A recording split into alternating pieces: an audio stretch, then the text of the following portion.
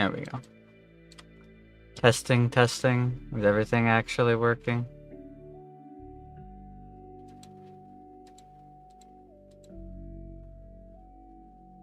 boy.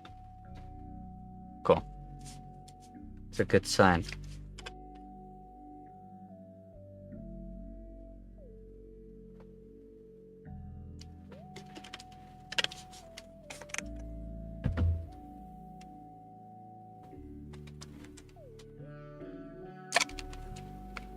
How are you doing, Hillam?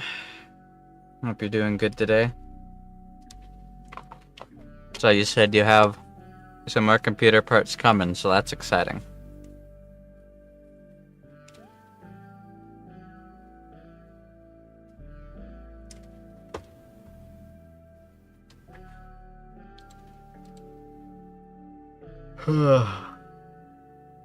So exhausted.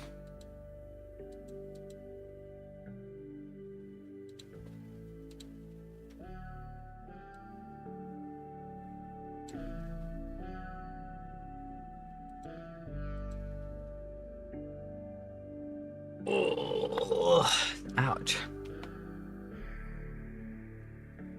Cool. Alright, I think I fixed it. I don't know what broke, but VC Face, my face tracking software, and my hand tracking software both just stopped. Like, it would try to use my camera, the light would turn on my camera, I can use my camera on anything else, but on both of my completely distinct face and hand tracking programs at once, neither of my cameras would work. I tried all 4 cameras I have. None of them were working. So I reinstalled and uninstalled VC Face like 4 times. I re-downloaded my video driver because I know my graphics card driver just had an update earlier, so I was like, maybe that's it.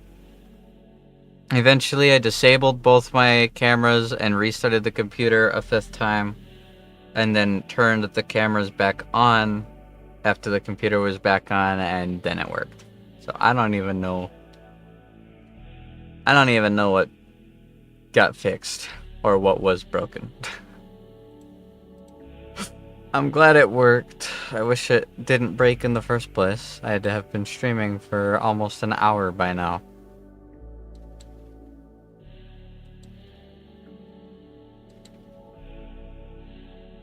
But it is what it is. Today's a tough day. It's just a hard one.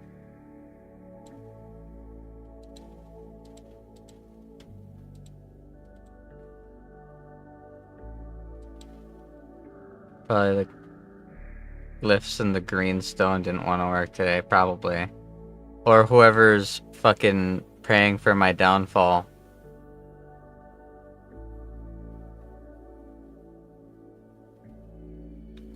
I wasn't doing anything money-wise, so the universe had to smack me in the face technologically.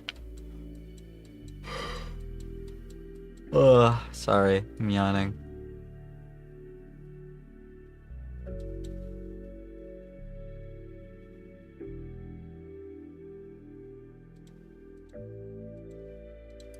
Believe me, every single fraction, every single shred, every atom of my self really wanted to not stream tonight. It was saying, rest, just like say that you need sleep and rest, and then get it. You've done laundry, you've cleaned, swept, taken out garbage, you got your takoyaki maker and made takoyaki for the first time, which was really good. I went and I got groceries yesterday, and I got my medication all lined up on the 18th. So in about 2 weeks, I'll be good. I got some Beyblades in the mail. So all in all, technically, they weren't bad days. I just... You know? Trying hard to focus on myself. But even after 612 days, don't know how to do that.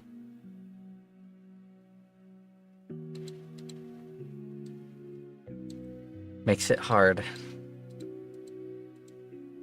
Even just daily stuff like cooking.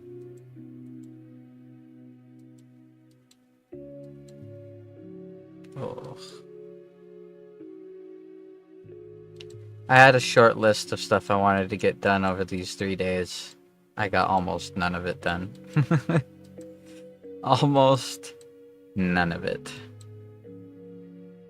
I need to finish this model.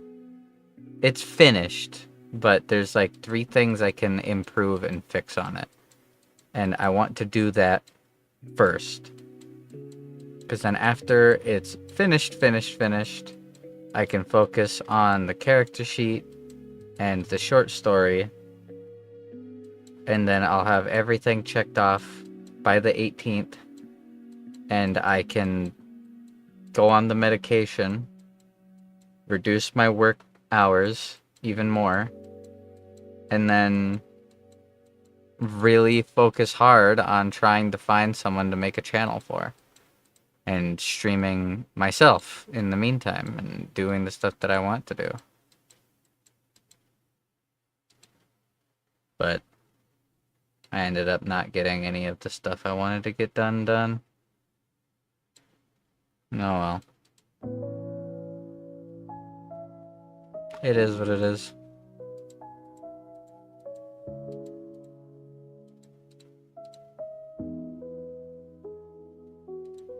I had a video pop up in my recommended earlier. There's actually a handful of things that have contributed to me not doing so hot today. I got my replacement card for that account that the guy got into. But I should say I got my replacement cards. Because it turns out, I forgot that this even ever happened. That account had a second card for my ex to use. So I opened up the letter and I'm like, oh boy, my card. And the first one I pull out did not have my name on it. And I was like, instant memories. Tried to go for a short walk.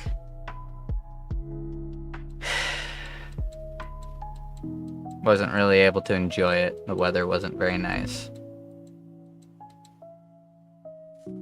And even though there's snow and ice everywhere, one spot in the yard thawed. One single spot, and it looks out of place. Because there's ice and snow and white and dead trees, and then there's just a chunk of area that for some reason has no snow on it. Not even ice, it's just brown dead grass. And that's where my ex was sitting the day she left. The whole world's like, hey, look at this spot right here. Look at this spot specifically. Can't make this shit up. While I was cleaning, found her old slippers. Just everything that can possibly remind me of her is. And that's hard. And then on YouTube, I had a YouTube video that I haven't seen in years pop up. And I mentioned in my whole life video that I made a year and like 2.5 months ago, where I recounted my entire life, start to finish, at least until that point. That I met my ex on YouTube.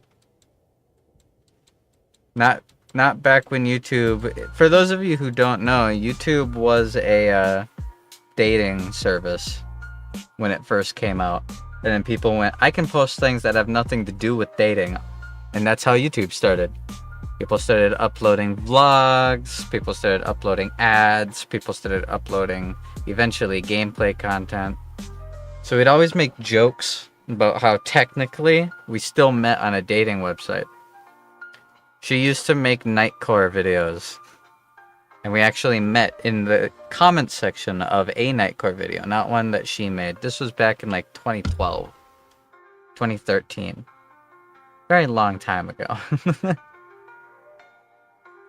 And I definitely had a big time anime weeb phase. And one of her very old videos showed up.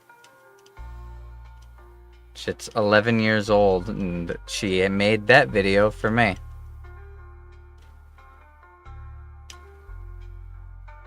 Opened it up in the comments.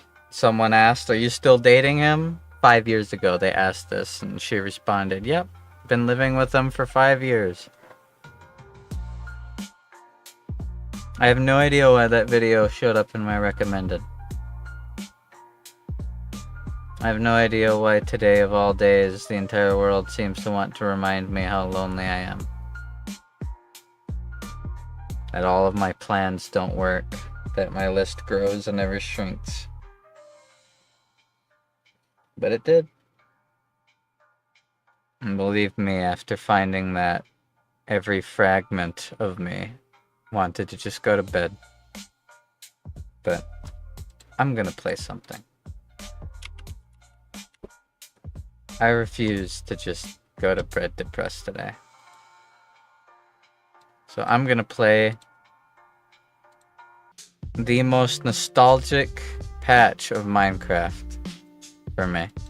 Because this was the patch where I really got into Minecraft. I played Minecraft like in alpha a little bit, but it was 1.6.4 beta where I met a very old group of friends that I'm not in contact with anymore. We had a Minecraft server where it was just like 5 of us building stuff. That was a really fun server. I found the server because I went on Planet Minecraft back then, and someone posted a thing with the Logmein Hamachi IP, which also brings me back. Joined in from there, played a whole bunch. That was a lot of fun.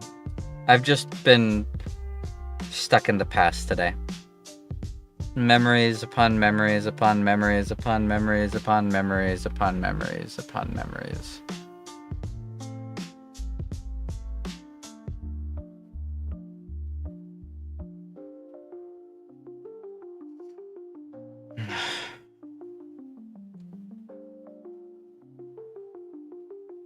I can't believe I still can't go 5 minutes without thinking about her after 100...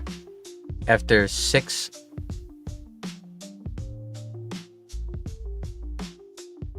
No.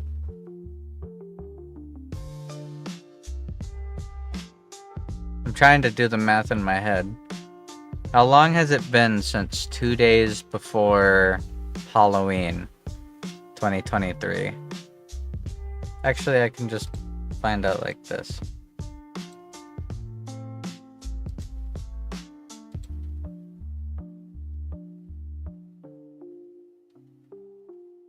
Yep, October 28th, 2023. The last I've heard of her. So, applause for me. Keeping to myself. Not giving in no matter how lonely I get. Fuck, is it hard.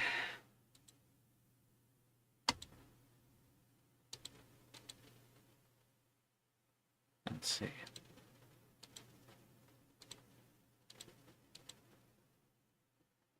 Set this up to capture Minecraft.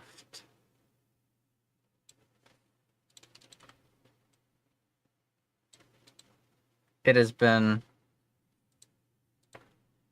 a very long time since I played this version of Minecraft.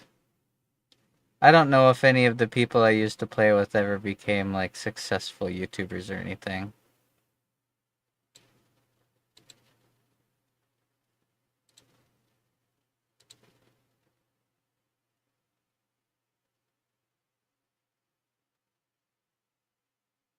It's just a hard day.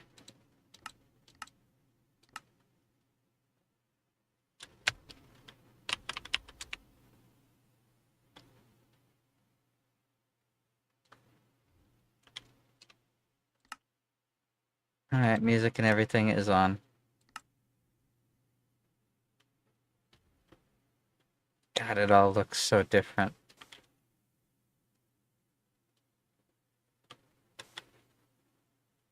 The grass doesn't grow over the edges of the grass. The fog is just completely different. Clouds are way lower, too. Hey, this isn't a bad spawn.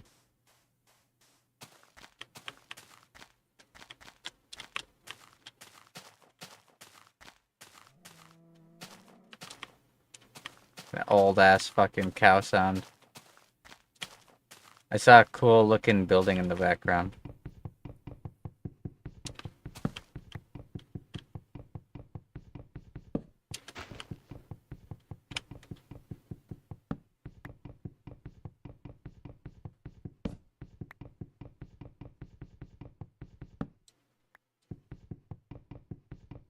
I've been pretty secluded for the last chunk of time.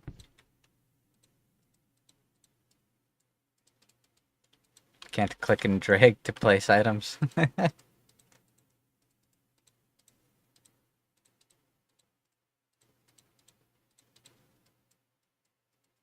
haven't really gotten to hang out with anybody.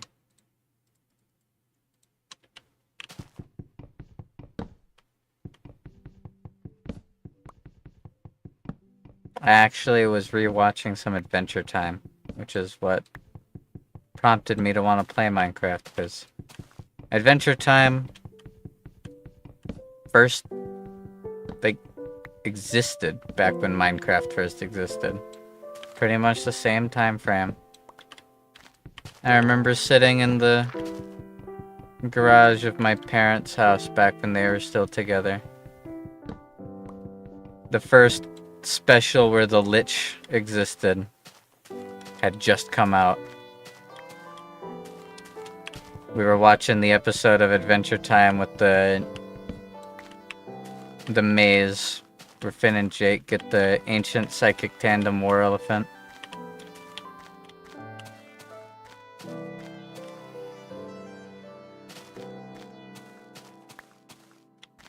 I don't even have a social existence with my coworkers. I don't like them. They don't know that, because I keep to myself.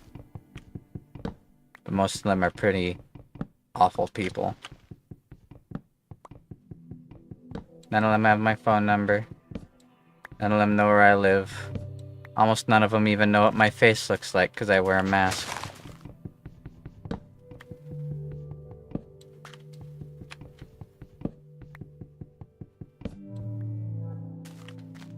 I remember in that garage playing Minecraft. League of Legends was new too.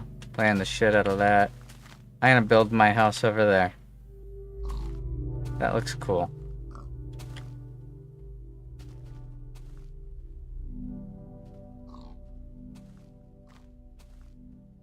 God, the fog is so nostalgic.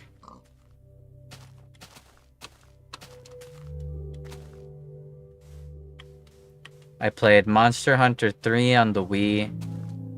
I played Minecraft, Terraria, League of Legends. I played video games so much. Then the following year, my parents finally built their dream house. And when I went into that dream house and I got my own room there and I was about to be 13 at the time. I think I was 13 at the time.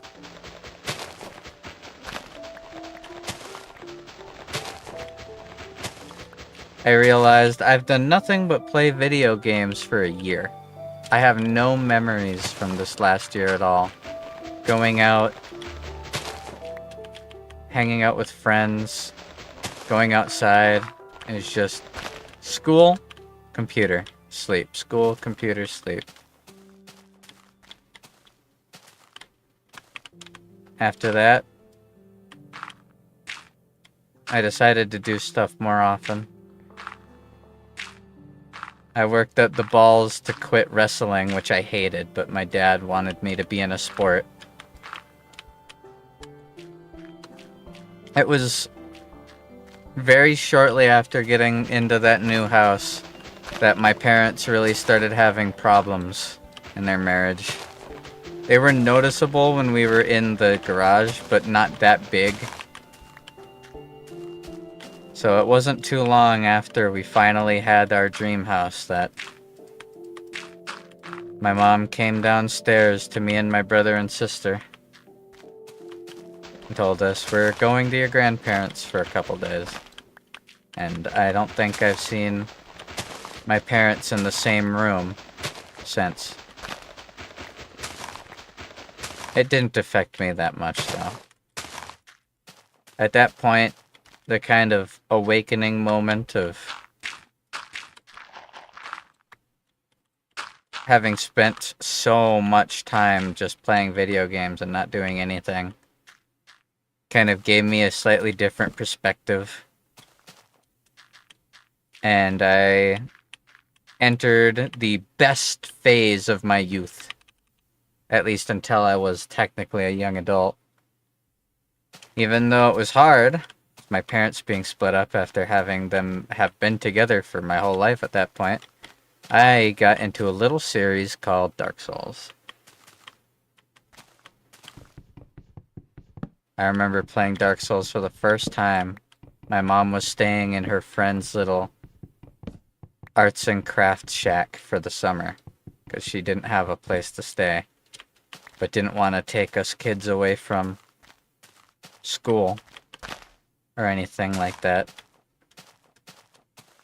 That house had a super old tube television that didn't have sound and it didn't have color. And I played my first couple times of playing Dark Souls on that TV. No audio, no color.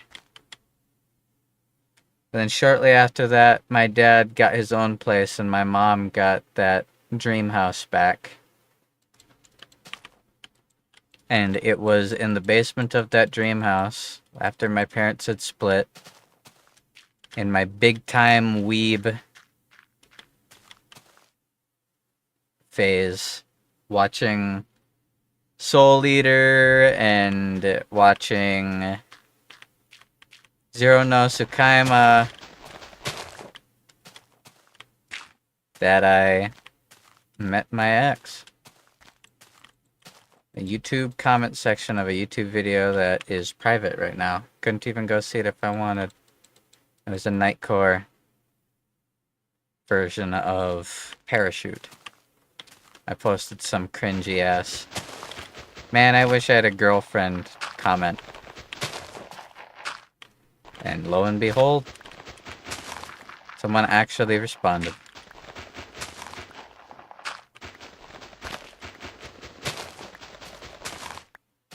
I talked with her on and off. We were pen pals for a couple months. And then one day, I saw another guy on the internet flirting with her. And I got jealous. And in my jealousy, I proclaimed my love. I gotta get used to not fucking clicking and dragging.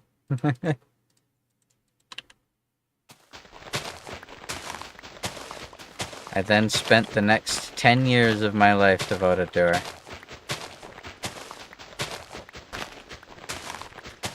We almost ran away together twice when we were still in high school, but my mom kept us from doing anything stupid. When my dad found out I was dating a girl online, he breached my trust, got into my Google account through a backwards way. Hey, Taryn. Found out I had been talking to her and freaked out. And after he freaked out, I told my mom pretty directly, I'm dating a girl online.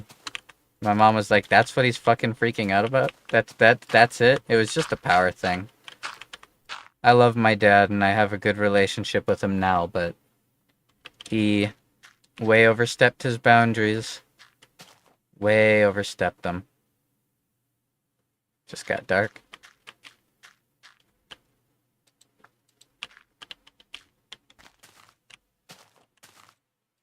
I ended up moving out after a pretty long fight where my dad lied to me quite a few times. And my relationship with my dad was never the same after that. Which means I gave up a relationship with my dad for her.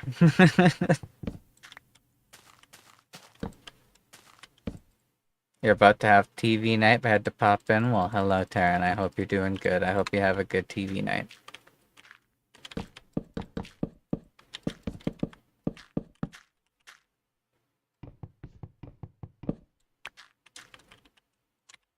Yeah, we almost ran away quite a few times. We had this whole thing planned out.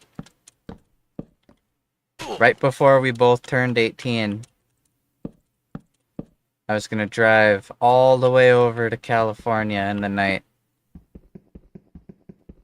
I was gonna pick her up, and we were gonna run away. We'd use fake names for a year. And then we'd finish high school afterwards, because we just couldn't stand being apart anymore. My mom was a lifesaver, and when I told her what I wanted to do, she said, no, that's a terrible idea, don't do that. She convinced us to wait, and I remember how hard it was to tell her that we should wait to do it. I was so scared that that would be the end of us. But I think she was just as scared as I was, because she did not hesitate to say, yeah, you're right, we should wait. Can I make charcoal in this version of Minecraft? It seems like I can. I need to make torches. It is very dark. Don't want monsters falling out of the sky on me. Minecraft. We doing Minecraft. Up. Up. So they added charcoal way back when. If I remember correctly, this might be the patch where they first added charcoal. This was right before... Not right before, but a few patches before the adventure mode update. Where they finally added sprinting and the hunger meter.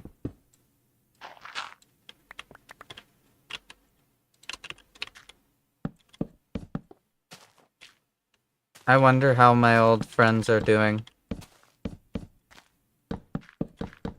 The ones that I used to play Minecraft with.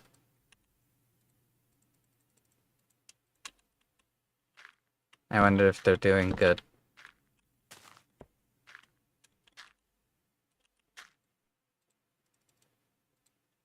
Let's make some more. Alright, I need a sword to protect myself. If I wanted to make torches burn out and make some other resource, presumably glowstone as the new permanent light. Yeah, he left those plans behind, yeah. I can't imagine a Minecraft where torches burn out. Look, there's skeletons, creepers out there. I don't think Enderman existed. Nah, I'm pretty much guarantee Enderman didn't exist. Yet at this point in Minecraft.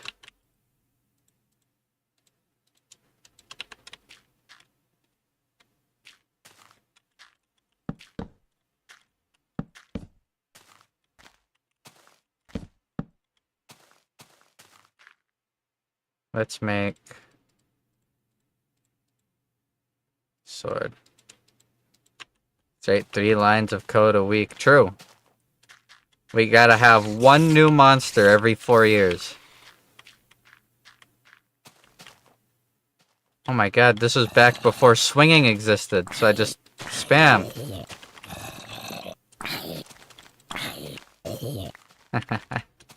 That brings me back.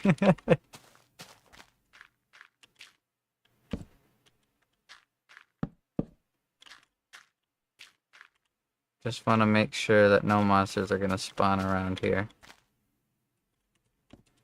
So I can build in peace. I think I'm good. I don't have any food. Should have probably killed those pigs.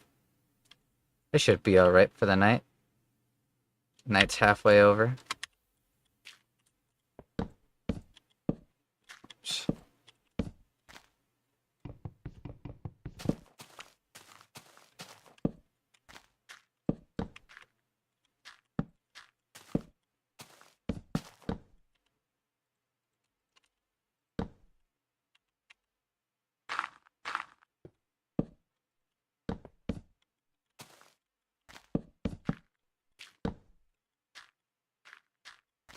Alright. Now, I just gotta survive till morning. God, look at the lighting. It's so pretty.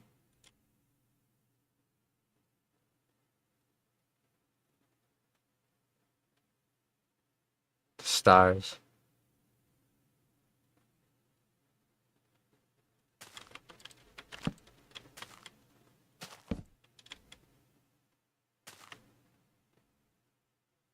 Night's over, halfway done.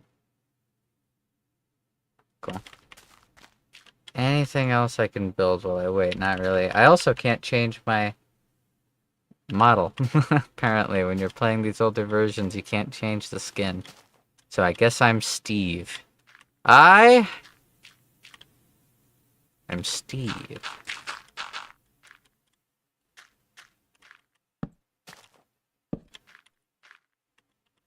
That's uneven. That'll piss me off. There we go, better. You know, back then, I remember moving into that house. At the time, I was obsessed with Markiplier. I still am. I still think Markiplier is my... It's kind of a hard tie between Markiplier and PewDiePie are my favorite YouTubers ever. I watched so much of them. Markiplier is the reason I ever became a YouTuber. He's the reason I ever wanted to be a YouTuber. The first seeds of wanting to be a YouTuber started with the Yogs cast. But Markiplier was the one that pushed me. I remember the plan was simple. Make it to 18 years old.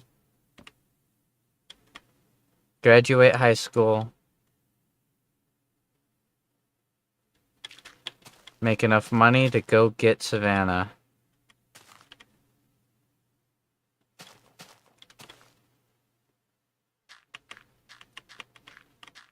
Talking about the olden days, I'm playing Minecraft, but it's beta. This is the last patch, or the patch that I really got into Minecraft. Ooh. Spiders are very jumpy.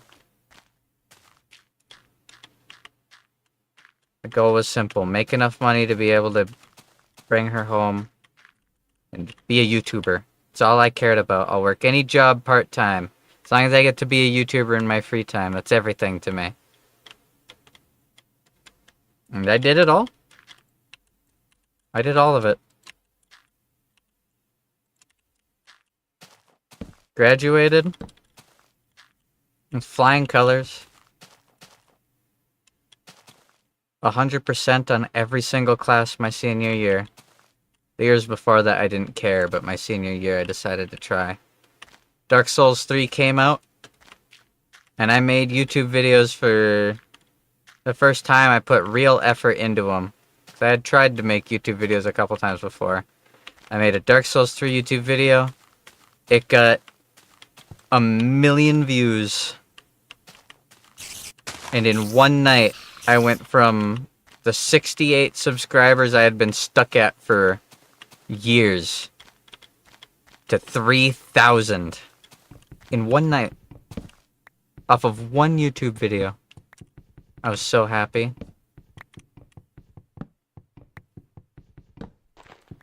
I got a part-time job, saved up enough money.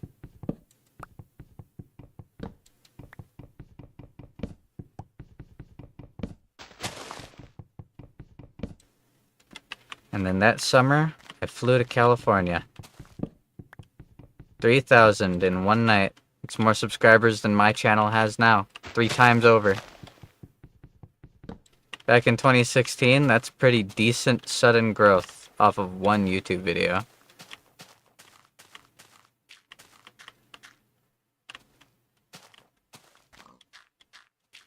I saved the money and I flew to California in the early hours of the morning.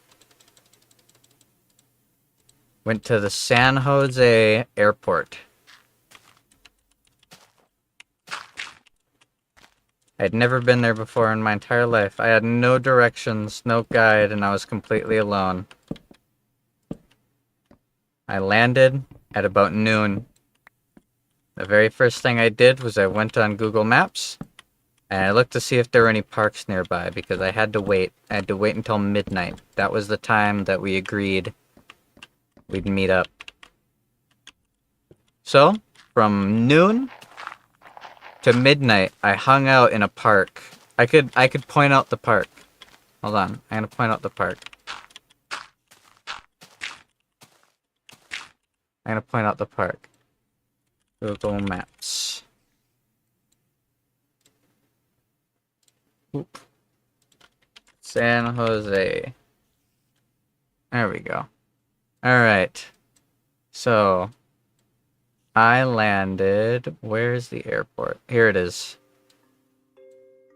Right here. Is the airport I landed in. I flew to Seattle for a stop. I ate breakfast with a pilot who was flying to Alaska. And then I went here. And let's see if I can find the exact park. I think that's it, right here. Is that it? No, that's not it. Where is it? It's a little rectangular park, not too far from the airport. Or a little square park that's split into 2.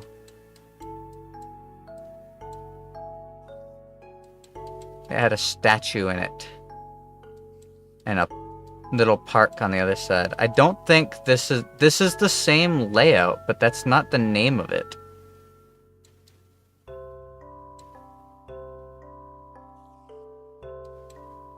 Nah, that's not it. Hold on. San Jose, my milkshake. Alright, I had food at this milkshake place 3 times, so if I just go up or down... There it is! St. James Park. Cool. Let me see if I can drop the little person. Where's the thing to... Here we go.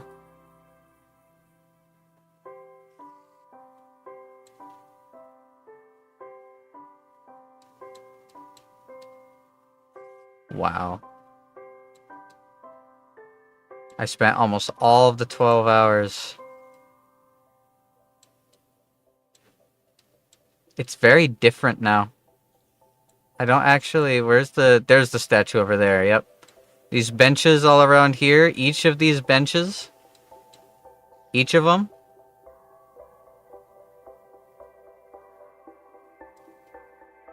had a homeless person on it. Every single bench was claimed by a homeless person. Oh, there's the fucking bus stop. And I hung out with these homeless people all day. The entire day. I kept walking by one. He was sitting on this bench over here. Every time I walked past him, he asked me if I had any cigarettes, and I'd always tell him the same thing. I'm like, dude, you've asked me like 18 times today. I don't have cigarettes. I don't smoke. I sat on the hill over here. my backpack on, my phone in my hand, but when my phone needed to charge, I walked down this road. That was such a pretty church. And there was a court building over here on this side that had a whole bunch of really fucking cool statues on it. I went down this road, and they had really cool street art, really pretty trees. These trees look gorgeous during summer, which it was. I went down this road. I don't think the My Milkshake place exists anymore, but I can go until I see the flower place.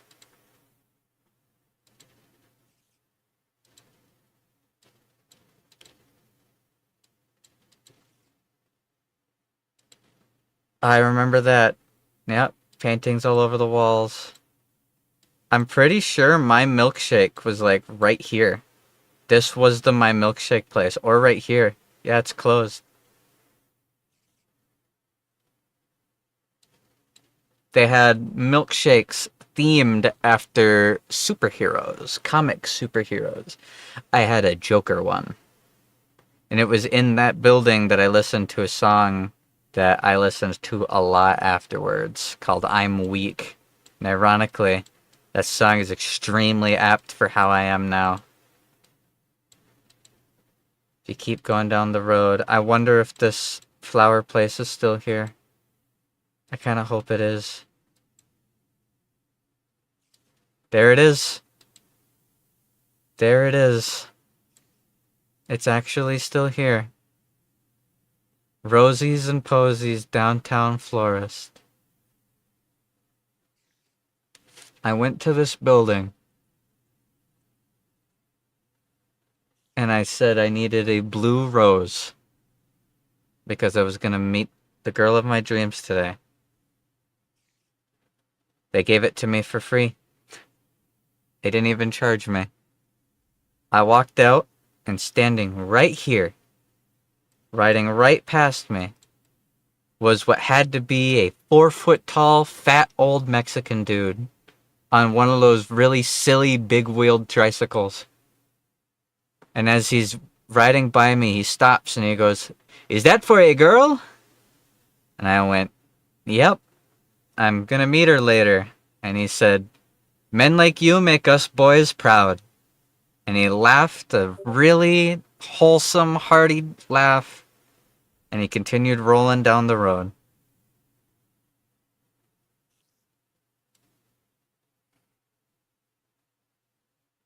I still have that flower. Right here. Because after we flew home, we left it on the back windowsill of my grandma's car, and the sun baked it, keeping it completely preserved.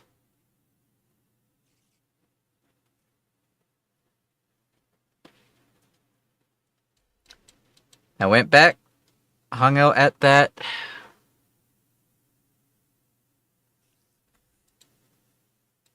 park. You have a good night, Taryn. Enjoy your movie time.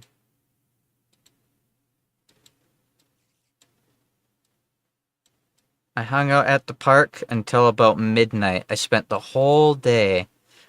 One of the homeless people recognized me. I've never met him in my life. And he sat down with me and he said, "I haven't seen you around here forever, man. I haven't seen you around here forever. How are you doing?" And we shot the shit for a while. He offered to sneak me into the huge fucking Golden State basketball game that was going on. And I was like, "Nah, I've got stuff I gotta do." Yeah. At one point, some guy came walking down this path over here and had this huge fucking crate full of bananas. And all the homeless people started eating bananas. As the night went on, it started to get dark and cold. All the homeless people huddled up on their benches. I didn't have a bench because I wasn't going to take a bench from one of them. They were all cool. They kept me company for 12 whole hours. They were great to be around. One of them obviously got pretty drunk, and one of the other ones who was super friendly was like taking care of them. At around 9:30, the basketball game ended, and I heard gunshots and ambulance sounds and sirens, and I saw cops driving around. And I kept walking, biding my time, waiting. I kept having to go back and to the My Milkshake place because my phone would get low battery. Oh.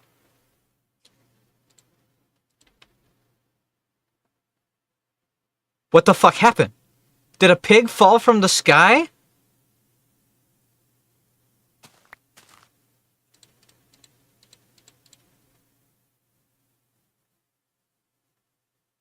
Huh. Anyways, back to it. At about midnight, God took pity. At about midnight, I got an Uber. It was a carpool Uber. So there were a couple kids who were really fucking young to be out taking Ubers at midnight by themselves without parents. But the guy was chill. The first guy, the Uber that drove me to this park, he was a very angry sounding... This was 2017, yeah. Uber was a thing in 2017. Uber became big in like 2015, 2016. That's when it blew up. It's almost 10 years ago. The second guy drove me, and he drove me all the way to the Saratoga, California library. Right here. God.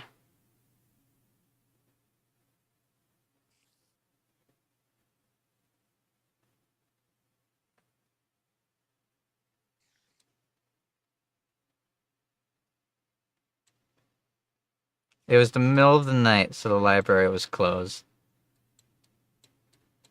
But it was a very cool, nice looking library. Look at this thing. Oh, that's such a nice library. The Uber dropped me off right here. I sat on this bench. It was closed, obviously. And I didn't know how to get to the other road from the normal way and didn't want to walk on the road even though it was the middle of the night. So I went around the back. I wonder if the trail still exists. There it is. This trail goes through really fucking pretty trees and bushes. And it leads down this path. Let me go back to... Let me see if I can get over there. There we go, there we go. Okay, I gotta go back a bit. Where's the... Here we go, the Heritage Orchard. This tree, I remember walking under this tree specifically and I heard rustling in it. This is the path. This is where the path comes out at. From the library, I walked through this path, through this orchard. Now keep in mind, it was almost 1 in the morning. Almost 1 in the fucking morning. Middle of the night, pitch black, and my phone died. The moment I got to this point, my phone died. So I couldn't even message her to tell her I was coming. It was blind faith. There's no street lights. So it was pitch black. Absolutely pitch fucking black. And I walked down this road. Where's the college? There's a college up here in a little bit.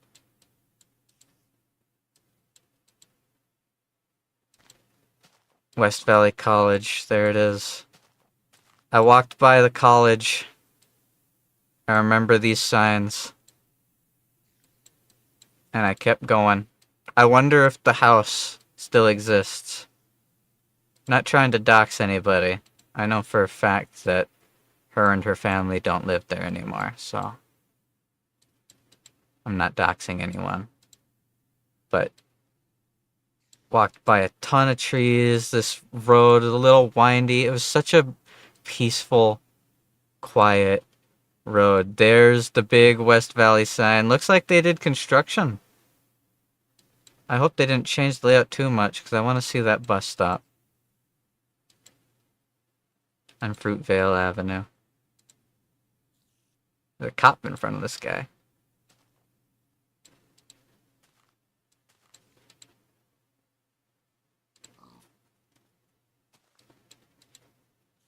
I don't think anyone would do anything even if he doxed. Yeah, but out of precedent. I wouldn't want to dox anybody.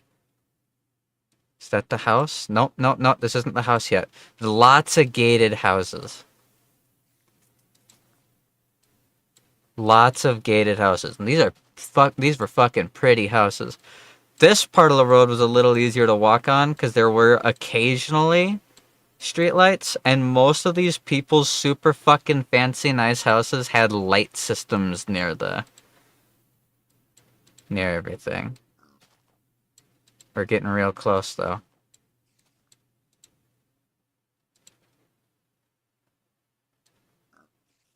That's not it. I'll recognize it when I see it.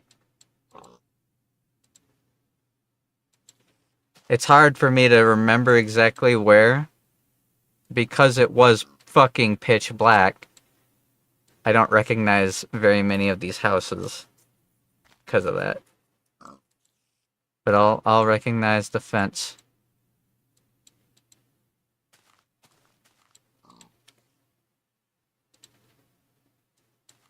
I'll recognize the fence and I'll recognize the house. I hope I didn't pass it. That'd be embarrassing. I feel like I remember this hill. Is this it? There it is. I barely recognize the house, because this looks way more slanted in the pictures than it is in real life. So I walked down this road, walked by here, got to about here, realized this is the house. And I came back right here to this fence spot. Right here, and right behind the fence was her suitcase, hidden. And while sitting here waiting, that window opened, and she came out of it. We ran over, we grabbed the suitcase, we ran back down the road, all the way to the college. Hold on. Let's just quick move to the college. Because it's right here. Right there. That bus stop right there in Saratoga.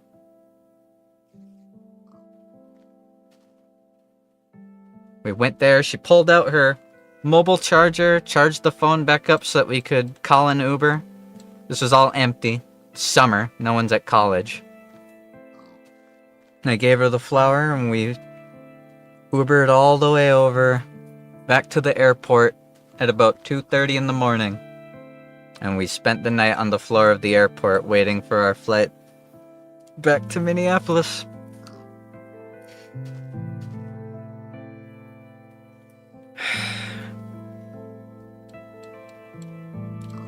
The most exciting day of my life.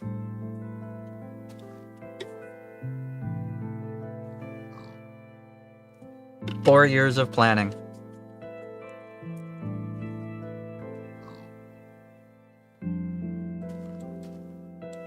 I wonder if I could show... Hold on. I want to see my hometown. This is where I've had a lot of memories of recently. I lived right there on Happy Hour Road, baby. What a fucking sick name for a street, right? What a sick name for a street. Right there, that's the White House. I mentioned that's the garage that I played Minecraft in. Can I see satellite? Yep, there it is. That's the garage that we had before we built the house. I sat in right there playing this version of Minecraft for hours every day until we got this house. Ironically, even though I started dating my ex in this house, she never got to see it. Because by the time she had moved in with me and we had flown back here, my mom had lost the house because she couldn't afford it. which was sad because it was her dream house. But she just couldn't afford it. And instead, she sold 2/3 of the land and built this tiny little house right here. I hosted my graduation party, graduation bonfire, right here. 2016. We weren't allowed to have one because the year before us, some kid blew up because someone threw a can of bug spray in the fire. So they said, you can't have one, and then we said, fuck that, and we did it anyways. And did another pig just die?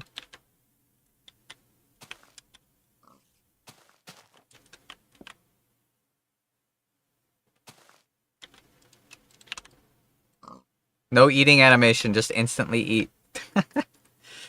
Fucking goofy. That's kind of funny, yeah. I remember when we first came back here, we stayed in a room right there. I got a job working at my aunt's grocery store. We set up a hammock between trees right here for my mom for Mother's Day. That was my gift to her because she wanted one so bad, and we'd sit on it all the time.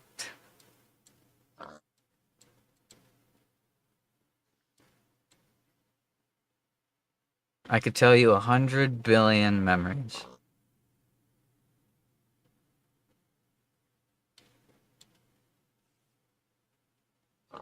We had a camper right here. Because while my mom was building the house, she couldn't stay in it. It wasn't insulated yet, and it was winter. So we'd stay in that little camper. I remember being up in the middle of the night on my school-issued iPad, messaging her.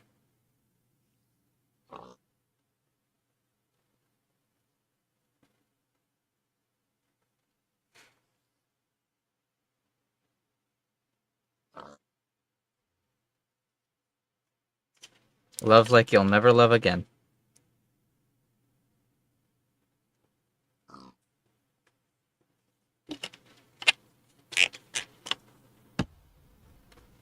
Minecraft time.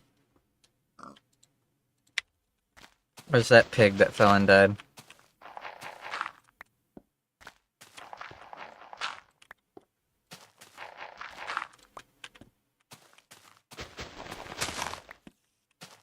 I saw a creeper creeping around up there, so I don't trust that. Where the fuck is this pig?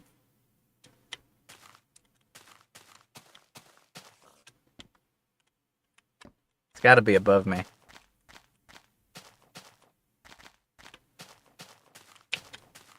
Weird not being able to sprint. Let's get some more wood. Ah, oh, my axe broke. Don't even get a sound effect on the axe's break. Oh, skeleton died. Creeper. Aw, oh, man. There's the piggy. Piggy! Get the fuck out of there. Give me your flesh.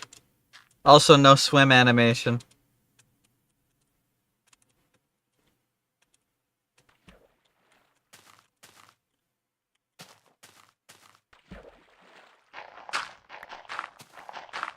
Now you sound more cheerful than before.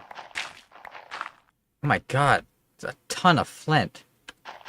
I miss this old gravel model. I loved the texture of gravel back then. I thought it made for the best roads.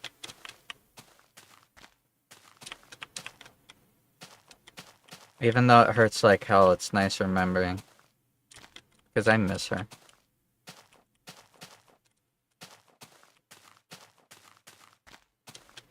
Unimaginably.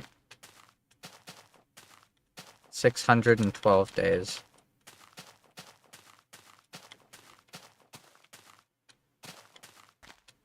Back in my day type stories, yeah. That would be a fun little thing to do. But now I'm on a nostalgia trip right now. Remembering everything. The rest is history. She moved in with me, and I was the happiest man on earth. I worked my ass off. Just kind of, exactly, you know, Mosolar. Worked my ass off, tried to build a tiny house, didn't work out. There's a fucking pig stuck up there again. That's just my innate pig delivery system. Minecraft had these all the time, guys. You don't understand.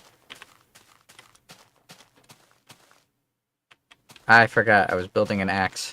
I got distracted killing the pig. I changed between a few jobs, worked my ass off, and was happy doing it. I was beyond happy. Playing games like League of Legends, Dead by Daylight, World of Warcraft. Minecraft was insane, I know, right? Technology. They had to cut it back. The game was too popular. No one would play anything else. I went back on World of Warcraft again a little bit earlier, and that was really hard to do. Because almost all of it is memories of her. I played so much World of Warcraft before she ever moved in with me. Before I even started dating her. Yet, she's all I can think about when I play that game.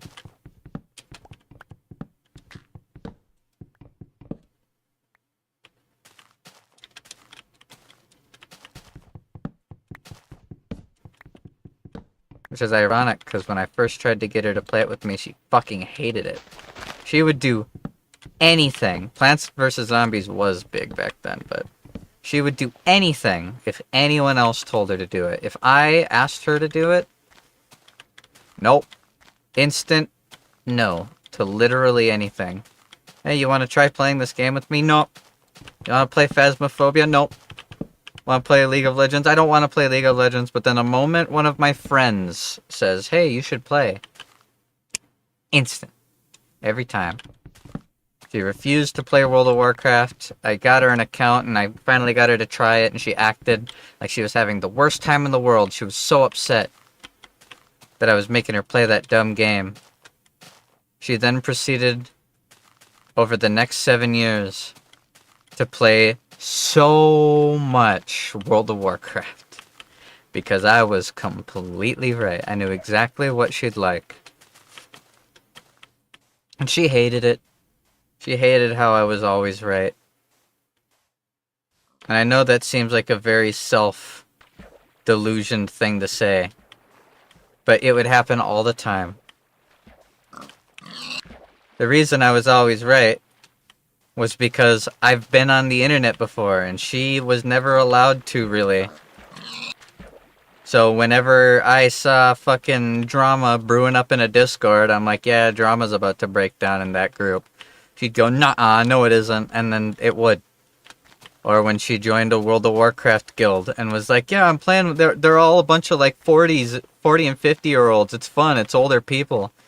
And then I took one glance at her screen to see the way they were talking, and I'm like, yeah, they're gonna ask you to be in a three-way relationship with them. She was like, what? I'm like, yeah, 100% they're E-swingers. 100% they're E-swingers.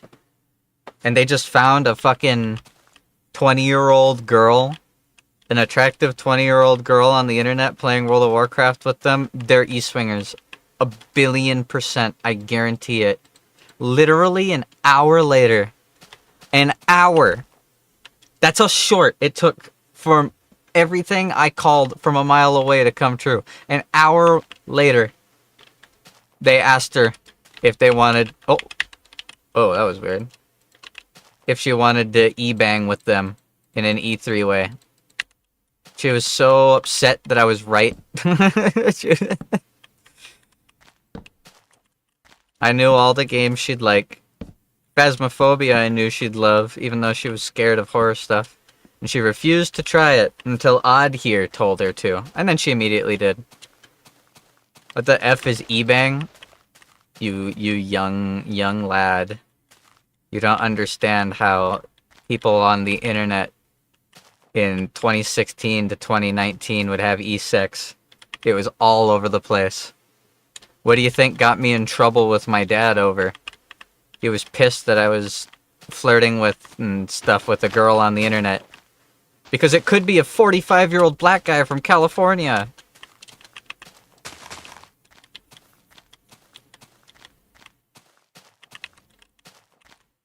Obviously, it wasn't. Ironically, that's the first thing my dad ever said to my ex. When he finally met her, he said, well, I'm glad to see you're not a 45-year-old black man. Like, thanks, Dad. That's real nice of you to say.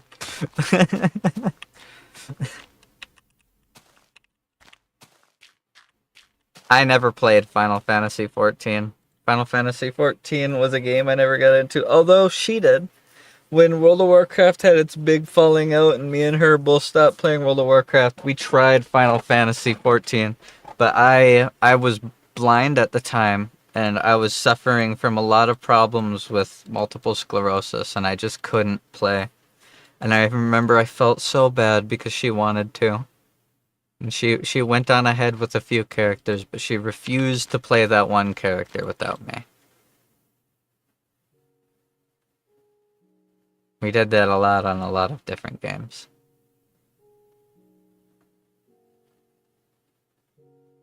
Playing games blind crazy. I did it. I even streamed some of it. I couldn't see shit. It was so hard to play games, but I tried. I didn't care. All the games that I played with her eventually, I always felt so terrible. Because I'd get her into them, and then I'd have to work, or I'd have problems with my multiple sclerosis, and she'd want to play so bad, and she'd wait for me.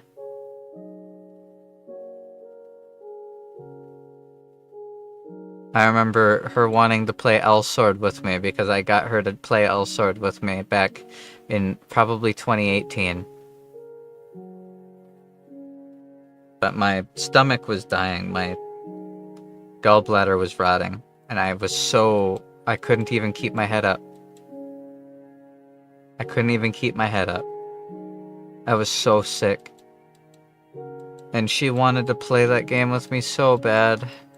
And I wanted to play with her. I really did. I wanted nothing more in the world than to play with her. Every time I ever had any difficulty. When she wanted to play more Phasmophobia and I wouldn't because I was working all the time, I wanted to. God, I wanted to.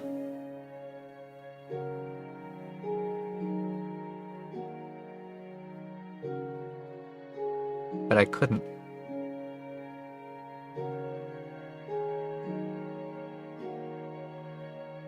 We had hard times, but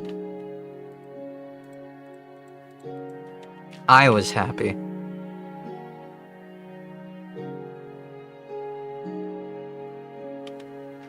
And the hard times we had weren't even that hard. It was me having to work all the time. Me doing the things that she asked of me, me working all the time, my disease and its progression, the neurological problems I had, everything in the world, including her, did everything they could to keep me from being me. And I became who I had to be for her. And then she left.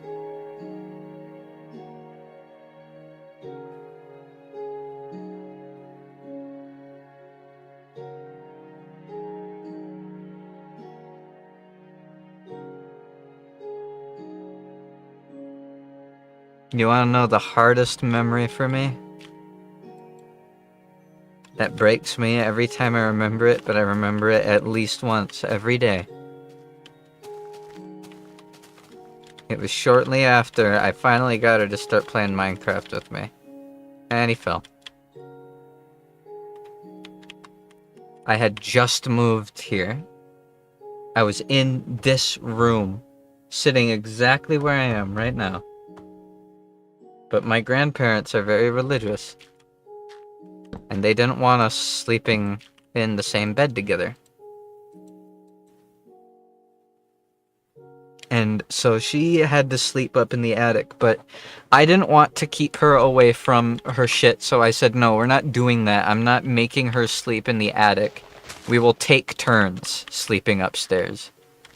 I want her to have the nice bed. I want her to be able to play games at night and watch YouTube videos at night instead of being alone in the fucking attic because it was cold and it was dark and she had never been in this house before. Thousands of miles away from her family.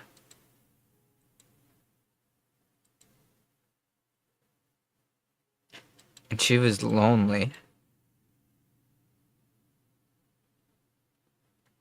And she would sneak into the room at night. And my grandparents would get upset. No matter what they said or did, every morning she'd already be in the room when they woke up. She'd pretend to go to sleep so that she could sneak downstairs. And she thought she was getting away with it. But they knew. And they came to me and they said, if you're going to stay here,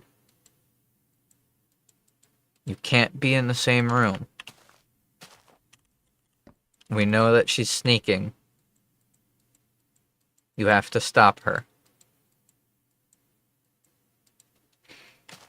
So that night, I locked the door.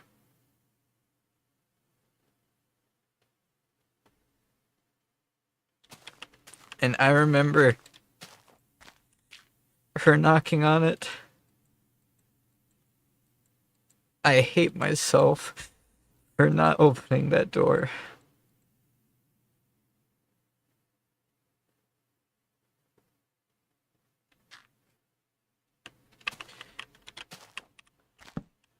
And I remember it every day. Even though she said that it was fine because I had to do it. She was being a brat.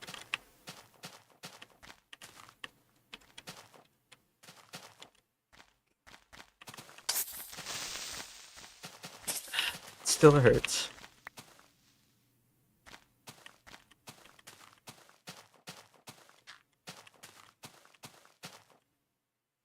Can I make a chest? I gotta clear space in my inventory.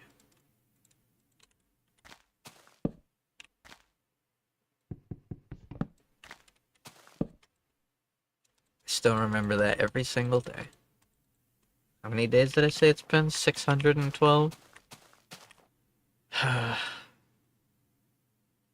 The funny thing is, that's like the worst of it. We didn't have problems. We had it good. After a while, my grandparents gave up. And we just started being in the same room together. And we were for 4 years. I built a huge double desk right here where my desk is currently. It's behind me right now. I use it as a table. And we played. I went blind at that table. I had to build an office because I needed to provide for her. I had to. She didn't want to work. She didn't get to really have very much of a childhood. Because her parents were extremely strict. There's a reason she ran away. Her parents were the kind of parents where if you don't do exactly what they want of you, you're going to, like, you're either doing exactly what they say, or I need more gravel, or you're going to the military. There's no in between. We will sign you up for the military against your will and leave you at the recruiter's office, or you will do what we say. So, of course, I had to save her. And I did. And I still stand by that I saved her. I was very gentlemanly. It was one of the things she said she liked about me. We had things set up right. But she wouldn't let me work. She wouldn't let me stream. She wouldn't let me record. She wouldn't let me do commissions. She wouldn't let me work my side jobs. She'd just scream playing Dead by Daylight with her friends. who were awful friends. They're shit people. Absolutely terrible, terrible people. So I had to make an office in order to do it, which means my computer was then set up in a different room, which I know made her feel more lonely, but she drove me out of the room. I had to do it. She didn't want to work. She wanted a couple years to not work so that she could enjoy being a kid the way that her parents never let her. And I said, I will give you any life in the world, anything. I will rip the moon out of the sky for you if I have to. You say it, I'll make it happen. If you want to go to college, I'll pay for it. If you want to work a job, I'll drive you to that job every day. You need a car, I will go into debt for it. I will do anything. So I did what she asked. She didn't want to work, so I did. And I fell apart. I worked so hard. I was in another room very often when I was streaming and stuff, so we didn't get to spend as much time directly next to each other, but other than that, everything was fine. There were no problems in the relationship. Every single thing that changed about me in those years were because she told me to or made me do it. I am like a puppy when it comes to love. At least I was. I was the kind of guy who would say I love you 37 times an hour. All the time. Literally, all the time. And I remember the first year that she was living with me, she told me to stop. She said, when you say it so much, it loses its meaning. She regretted that fast, because I said it less. I did what she said. I did what she asked. She said to say it less, so I did. Hey, iron.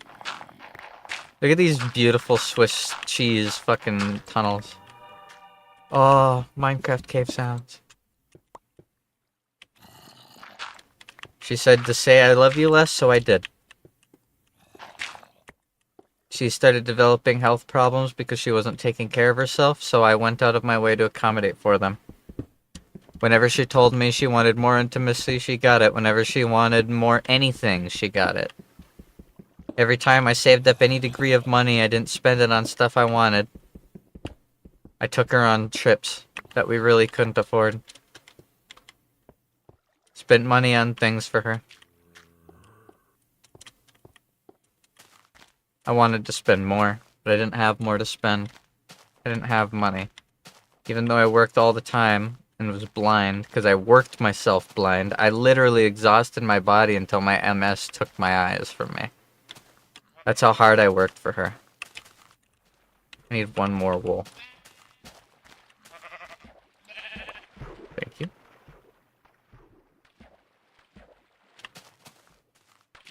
Didn't need shears back then.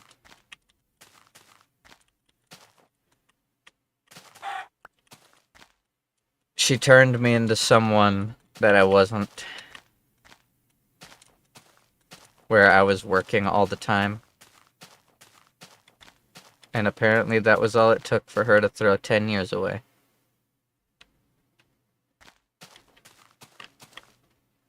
Didn't get any coal, though. Could still get some iron tools. Oh, I already had a whole bunch of wool. Cool, I can make a bed.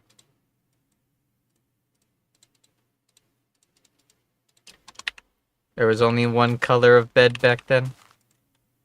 Red bed. Also can't set your fucking save. Sky cow. Sky cow. Oh, I got a message. Oh, my buddy's going to bed. I hope he has a good night. Ooh! Almost fell. You're not on the medication right yet? Nope, not yet. The 18th. I go on the new medication on the 18th. You know what's funny? After she left, I became everything that she wanted me to be. I didn't have to work as much, so I didn't. I only worked certain hours of the day, which means I had time to play games. The things that she wanted to do, all the World of Warcraft, all the League of Legends, all the games, all the Phasmophobia that she could have ever wanted to play, I had time for when I wasn't working to feed two. I moved my computer back into the room where she would have wanted it to be.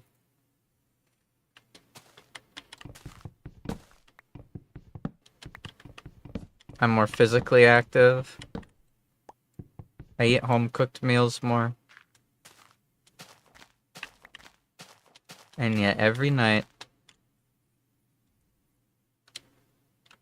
I sleep in that bed alone.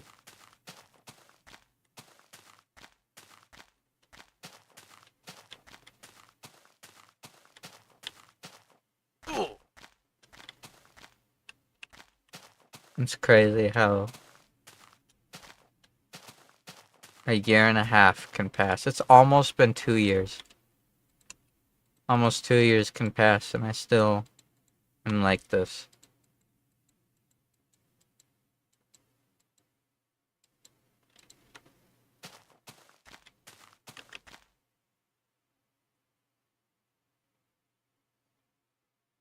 I like to think I'm in a better place than I was 2 years ago. Well, not 2 years ago, but a year and a half ago. But I'll be completely honest. No matter how many days pass, I don't go a minute without thinking about her.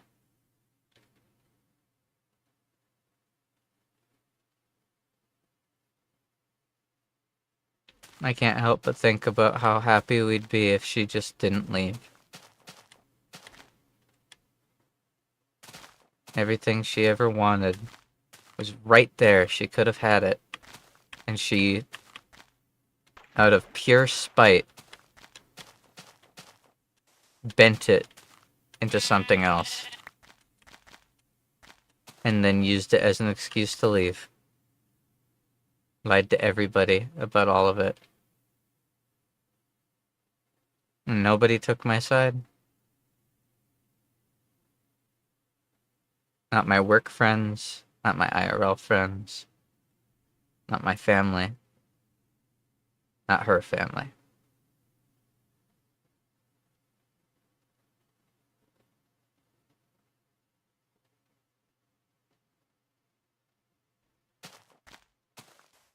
And after she left, she said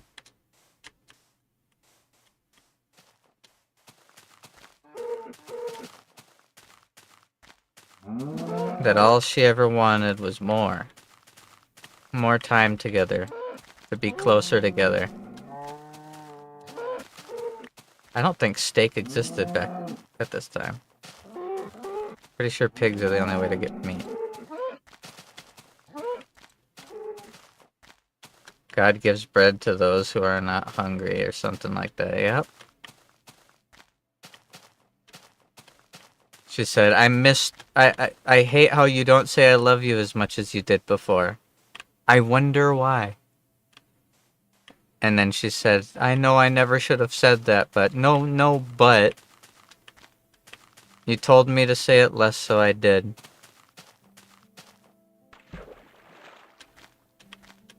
She wanted me to be in the same room with her, but she drove me out of it. She had the choice of being in the same room with me when we do stuff or not, and she chose not. And then she complains because we aren't. She demands more intimacy, and she lies to her family and friends and tells them that I forced myself on her.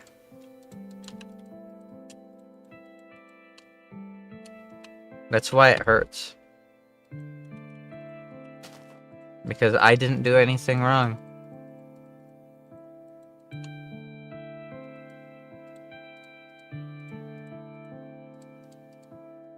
Everything that I've been punished for. Everything that I lost everything for. I wasn't responsible for any of it. I didn't change. It's who I always was.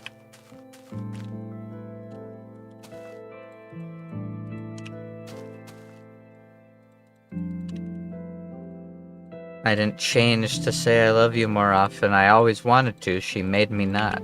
I didn't change to do any of that. She made me be somebody who I never was in order to give her what she said she wanted, and then she damned me for it. And I didn't do it for no reason. I didn't do it because I felt like it. I did it because of her. So it hurts.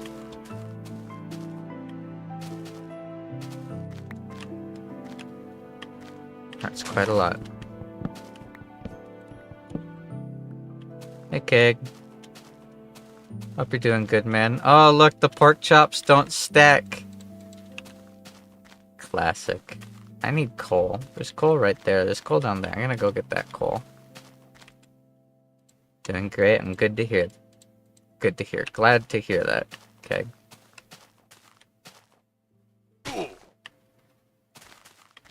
My cankles.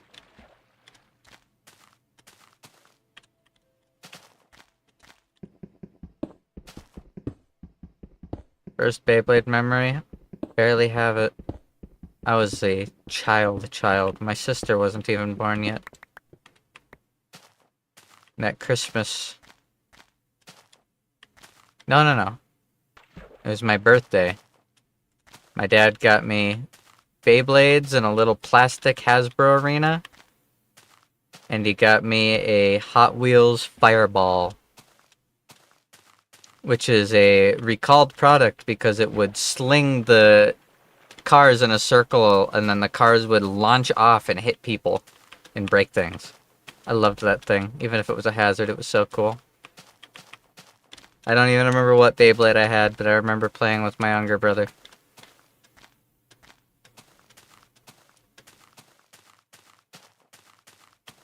It's so pretty. Sleepy time.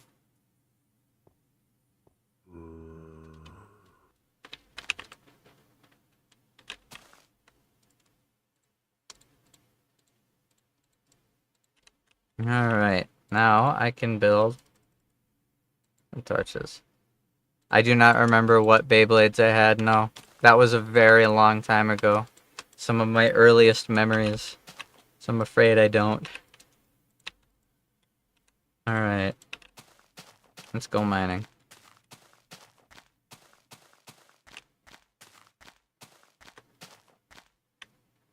I need a place lower to the ground to start mining from. You know what? I think I'm gonna do this. What gen? It was Gen 1. It was Gen 1. This was like 25 years ago. This was a very long time ago. I was like 2 or 3 years old. I was young. I can't make a bucket. Damn. Can I make ladders? What was the ladder formula back then? Or did ladders even exist? There we go. It was all sticks.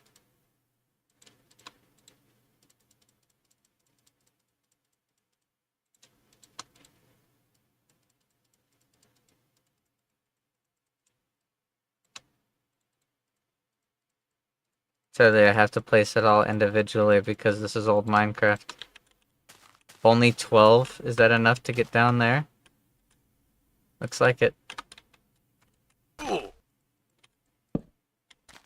Whoops, wrong side.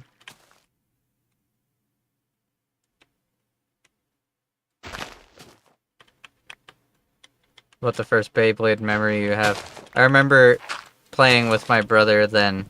That's the earliest memory I have. Playing with my brother then. And I won by a spin finish. I was like, oh, this is so cool.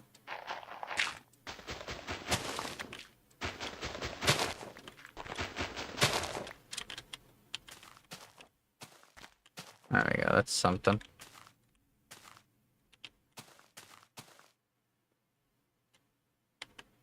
Kind of risky, actually.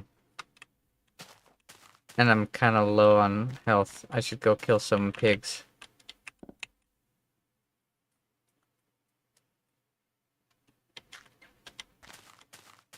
But no, that video that popped up in my recommended was a old Nightcore video she made for me.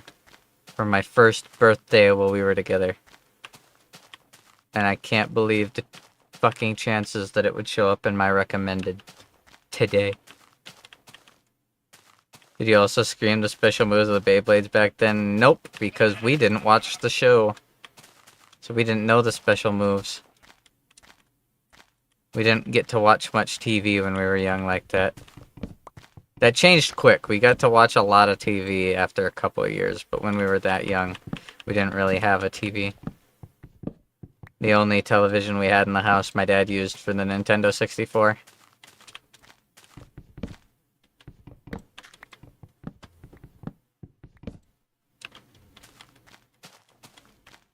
You know the worst part about reminiscing and remembering all of this stuff? Guess you and your friends were autistic? Maybe. It fills me with the extreme, palpable urge. I'm a very empathetic person. So when I have memories of things like her outside the door when I locked it, it makes me want nothing more in the entire world than to comfort her, and I can't. Even in the throes of my own agony, completely insane, knowing everything she did to me, everything she lied about, everything she broke, everything she twisted, everything she threw away, all the opportunities we had that she turned down for us. I still want nothing more in the entire world than to be able to tell her that it's okay.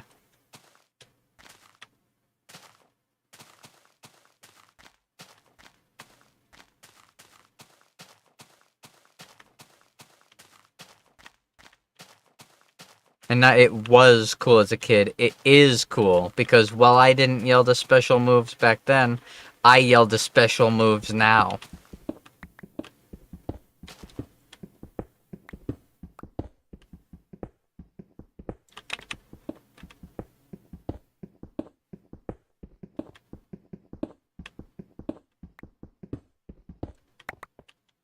Although the special moves nowadays are very different than they were back in old Beyblade.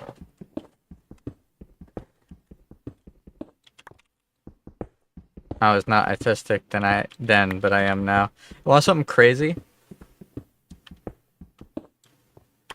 There's a very real chance that my MS... How do I say this? That my MS is giving me new disorder-like symptoms. During my psych eval, my psych doctor said that they believe my multiple sclerosis is giving me ADHD-like symptoms. So, like, literally any disorder you can think of, there's a chance that MS is just gonna slap it on me. I don't have ADHD, but doesn't matter that I don't have it. MS can mimic it, basically. Bro's getting a balance patch, yep. MS can mimic it. Every once in a while I'm hanging out with my friends on Discord, I'll go, ah! Or I'll, ah! It's like scream.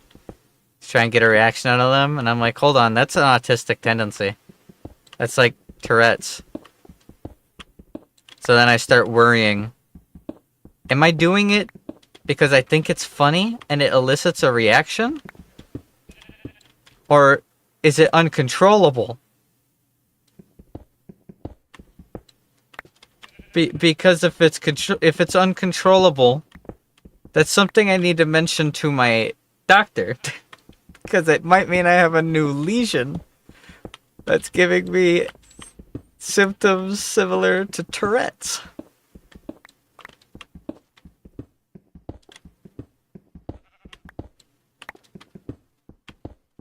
Try not to crack your voice.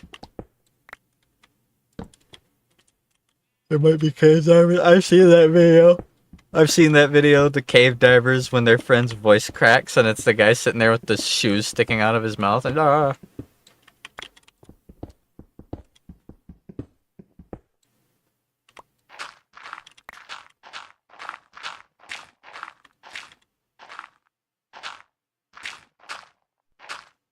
Yay, tunnels. The lighting in Minecraft was just different back in this time. So nostalgic.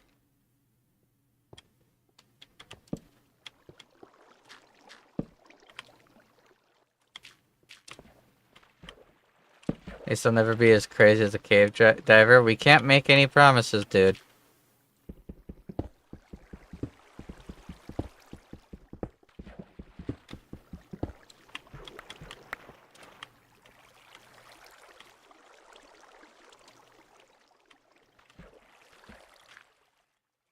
People not understanding Granster liches can steal any mission reward really does mean any mission reward, yeah? Normally, it's pretty straightforward.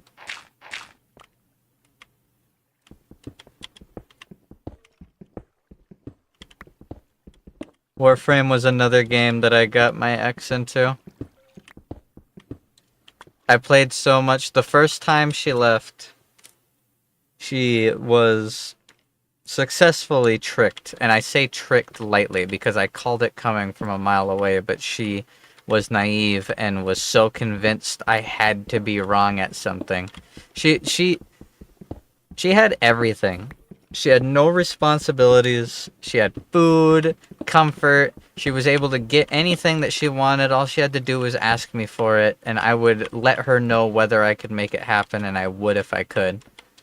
She had everything in the whole world. But she just needed drama. She was addicted to it. Her life was too easy. I was too fucking good of a man. So she went to go visit her parents for Christmas, and I said, if you take that ticket, they're gonna pull the ticket back out from under you. They will trap you there against your will. I saved you from them for a reason. They're abusive. They are controlling. And they treat you like shit. The moment you take this flight, they're going to keep you there. And she went, no, they won't. They won't. They won't do that. They won't do that. They won't do that. I brought her to the airport here in town. Watching her get on the airplane hurt so much. And when the airplane took off, I chased it.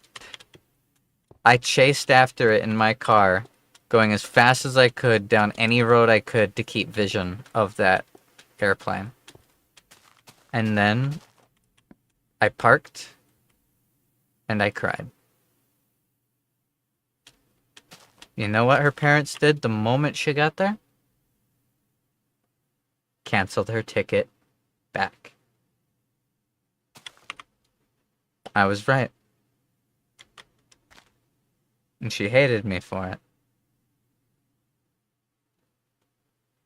After about a month of being there and breaking up with me, she messaged me. No, she called me. And in the middle of the night, crying, she told me that her parents did exactly what I said they were going to do. I was right about everything. They pulled the ticket out from under her and she's trapped there and she doesn't want to be there. She wants to come back. So I spent $600 on the next day flight. And her parents found out about it and they made her miss it. And I lost $600 on the spot. I didn't have any money to get another ticket, so I had to ask friends, and one of my friends, he gave me the money that I needed. He borrowed it to me, so I had to pay him back, but he borrowed me the money. And I flew her back again. I saved her from her parents twice. 2 different times. I spent over $2,500 on plane tickets to save her. Multiple times from her parents. While she was gone, I was extremely heartbroken and miserable and distraught and destroyed. My girlfriend of 7 years at the time... No, it was 6 years at the time. My girlfriend of 6 years at the time had been stolen from me. I warned her about it, and she did it anyways. I couldn't help her, I couldn't save her, I couldn't get in contact with her, I couldn't text her, I couldn't call her. She was on complete lockdown like an animal because her parents were abusive motherfuckers. And I got a text.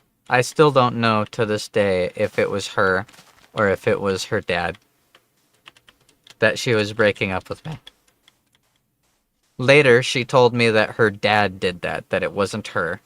That he pretended to be her in order to break up with me so that I wouldn't try to get in contact with her. Which is fucked up and abusive and controlling. You're noticing a pattern here.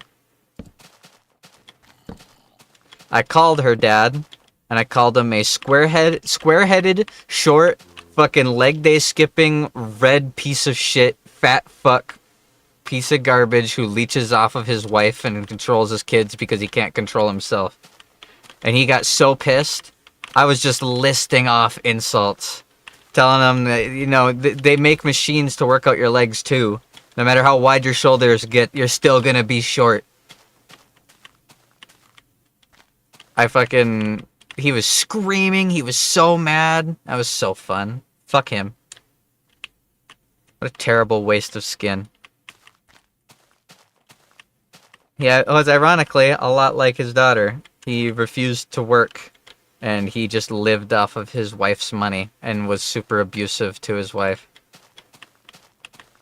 Well, she was working an extremely hard job. I feel so bad for her mom. But while they were gone, and while I was technically single and heartbroken, I played the shit out of Warframe. I played Warframe a lot when it first came out, but that was my therapy game for that month. I played so much Warframe while she was gone.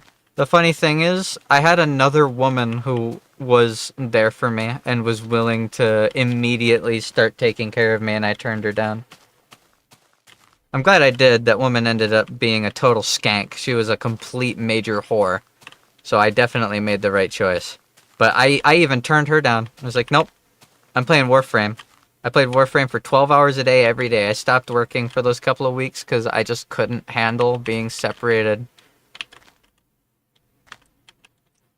And when she got back, I made her play Warframe. Which was another game where she was like, hey, I don't want to play this, I don't want to play this, I don't want to play this. I'm like, it's Space Ninjas. You love Star Wars, you'll love Warframe. I was right. She loved it. Of course I was right. I'm always right.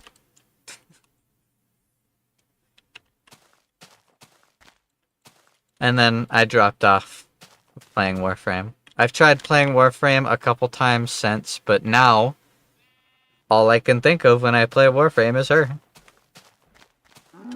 That's everything. League of Legends, Minecraft, World of Warcraft. Warframes were ninjas. Warframe's entire thing is ninjas. It's that you're space ninjas. At least it used to be. It's much less so now, but if you look up Warframe's old slogan, it was literally, you're a ninja, you're a space ninja. That was their whole thing. This was before the story ever existed, and the War Within existed. So the Tenno as like a separate being didn't even exist lore-wise yet. Yeah, ninjas play free. Yep, exactly. It was all about ninjas. It was all about ninjas. Warframe is a game that I'd love to play more. There's a newer frame that came out a couple months ago that looks really fun. And she's a gambler.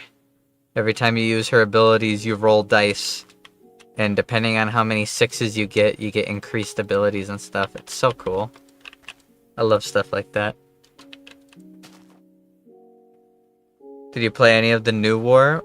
I played up to after the Lotus leaves and we get Excalibur Umbra. Excalibur Umbra was like new when I played at the like beginning of was it the end of 2019 or the beginning of 2019 that winter was? The first winter I spent separated, or the first Christmas I spent separated from her after she had moved in with me. I was so lonely and heartbroken.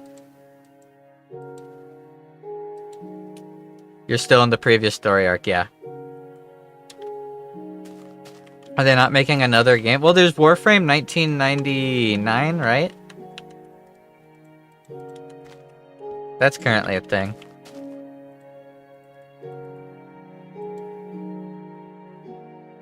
Oh, Soulframe. Yeah, I actually did hear about that.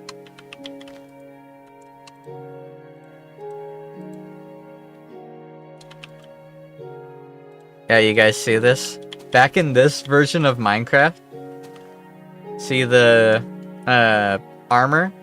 Every piece of armor has the same blocking. Leather armor is just as good as diamond armor, but leather armor breaks faster. Every time you take a hit with leather armor, its armor rating goes down. And the better your armor is, the slower the armor rating goes down. So if I were to get hit 10 times, most of my armor would probably be broken. But if I had diamond armor, it'd still be pretty strong. It would still block a decent amount. However, because of that, there's no reason to make armor out of like diamonds or anything. Just make new leather armor when the old leather armor starts getting damaged. Why waste diamonds and iron on armor? It's very unique. There were a ton of cows here. And I need to kill cows. I need leather for the rest of my armor. And then I can continue mining. I was a Frost Prime man that winter. I loved Frost Prime.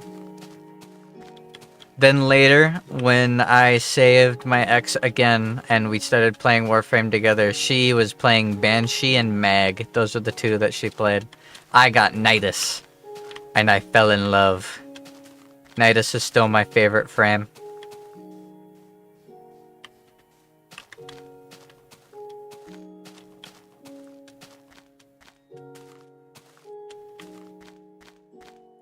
I remember listening because fucking Into the Spider-Verse had just come out.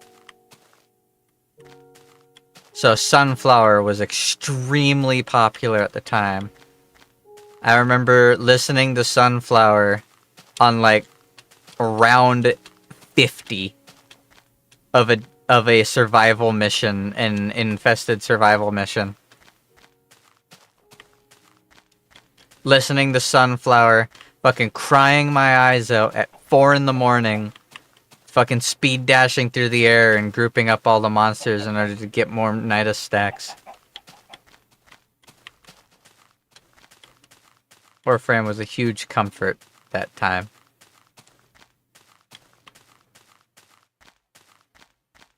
There are no cows. That's so cool, you can see the house from here. Oops.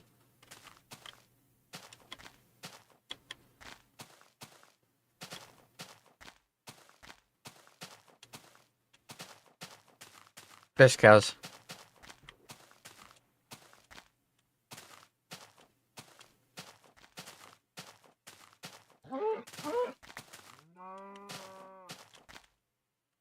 Cow mood after death.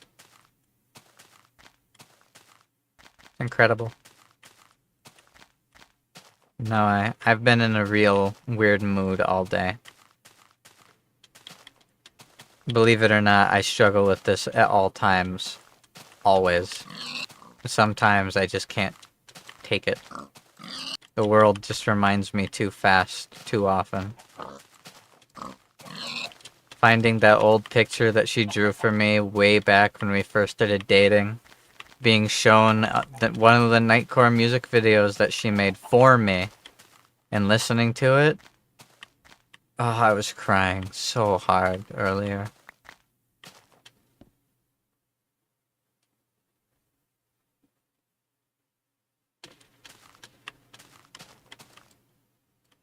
It is night. Only got one fucking leather.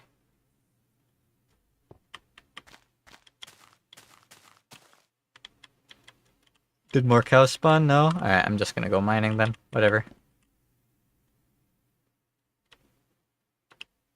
I should smelt my iron and make another iron pick, actually. Because this one's starting to get low.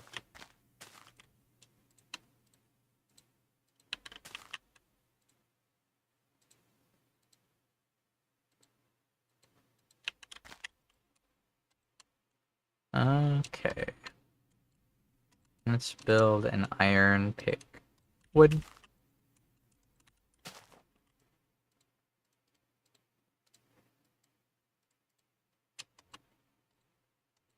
Cool. Some days are easier than others. Some days it doesn't hurt as much. But believe me, it took so much willpower to stream instead of just going to bed depressed today. But I knew I was in a bad mood. I know I still am.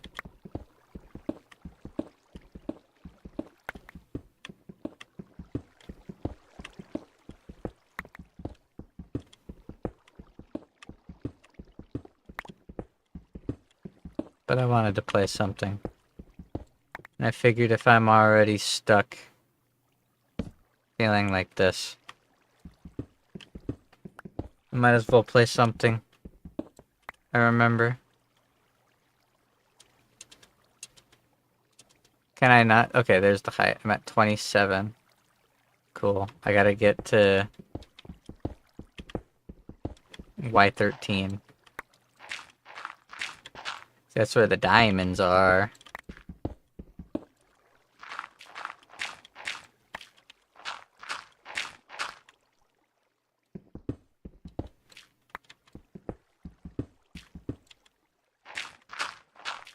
I miss that old YouTube channel.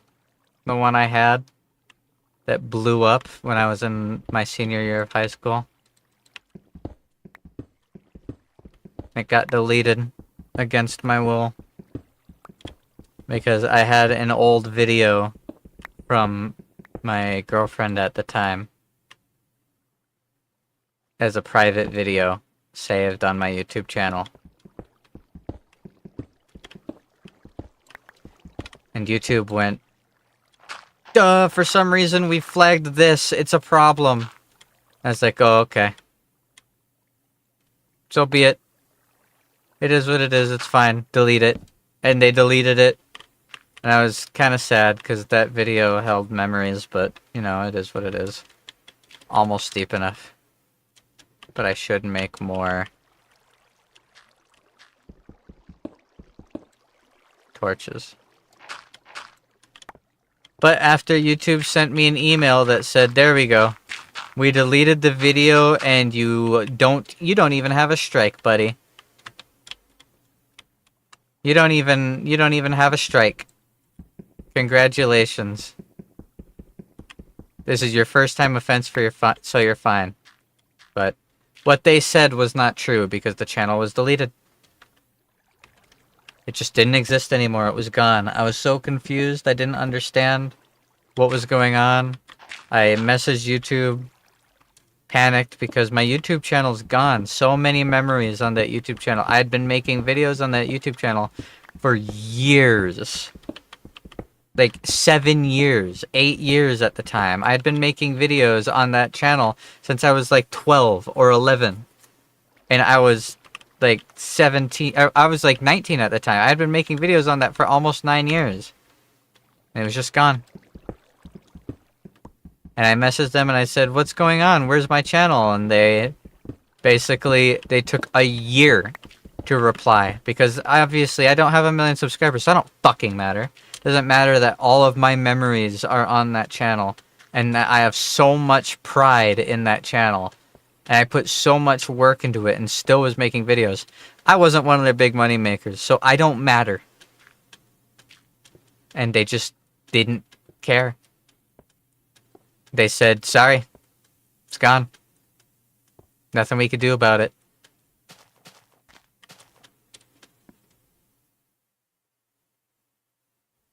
I lost that channel.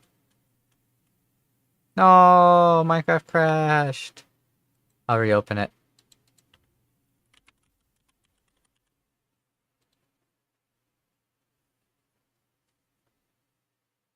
I was so upset when I lost that channel.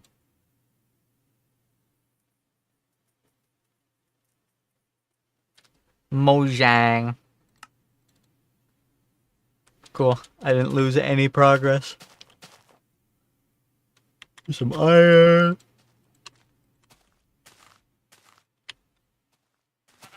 Oh my god. That scared me. That actually scared me. Those footsteps sounded like they were right on me. I don't know if you guys saw how much I panicked. I was like, is there something invisible on me? I looked around. That freaked me out. Holy shit, I just got jump scared by a Minecraft sheep. That's crazy. I consider myself a horror aficionado. Herobrine. It's Herobrine. Creepypasta. I loved creepypasta so much. You know, my ex hated that about me. I got her super into horror. She hated horror. If you were to ask her what the scariest movie she'd ever watched was, she'd say, Lights Out. And I'd laugh. Because Lights Out was not scary. That was such a cheesy, boring movie. So I would watch, like, Nuke's Top 5s and Sir Spooks and creepypasta and stuff at night when we'd be laying in bed. And she wanted to hate it. She wanted to hate me for it. She needed to hate me so bad because her life was so devoid of any drama. But she liked it. She loved listening to them. She'd watch them all the time and she'd get scared. And she'd get mad at me for falling asleep first. She loved watching them. She was so adverse to anything horror related. But the moment we started playing Phasmophobia, she was addicted. The dog fusion scene of The Last Greylock was incredible. Incredible. That's such a... Holy shit, that's so much redstone. That was such an amazing little scene.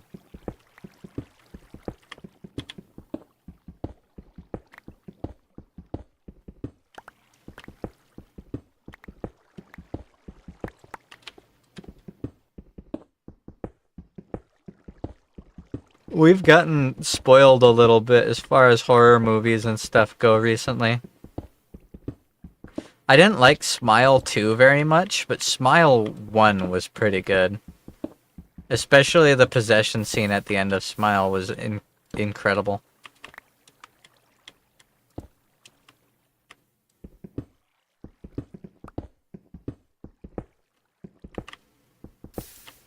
I surprisingly enjoyed Daddy's Head. That was a surprisingly good movie. It wasn't like oh, right to your family because this movie's a fucking banger. It was still good. You know what movie I watched 100 billion times with my dad and my stepsisters? The Conjuring. The Conjuring was a really good horror movie back when I was a teenager. That was such a good movie. I loved it. We're supposed to be scared of smiling people. It was surprisingly good. I was skeptical from the ads, but the demon was amazing. It was such a good demon. It's so cool. Loved that.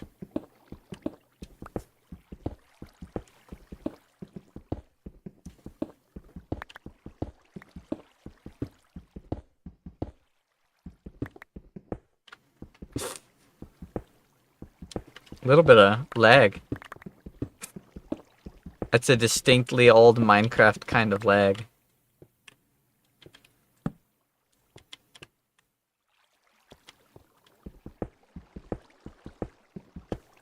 When I think back on my life, all I think about was how...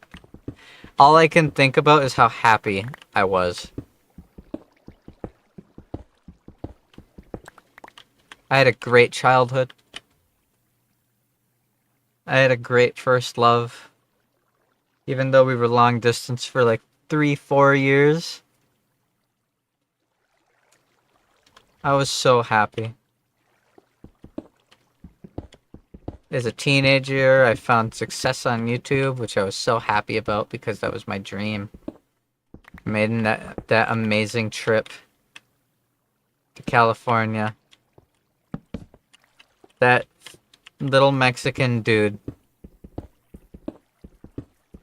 was one of the most influential people in my life. I will never forget the look on his face when he said that. Men like you make us boys proud. I was so proud of myself. I felt so happy, so fulfilled, like I was doing something with my life. This is the kind of story I'd get to tell my great-grandchildren. I lived. And I haven't lived since.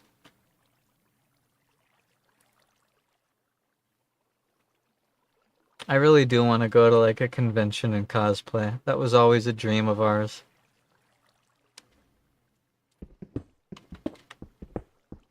Always a dream of ours.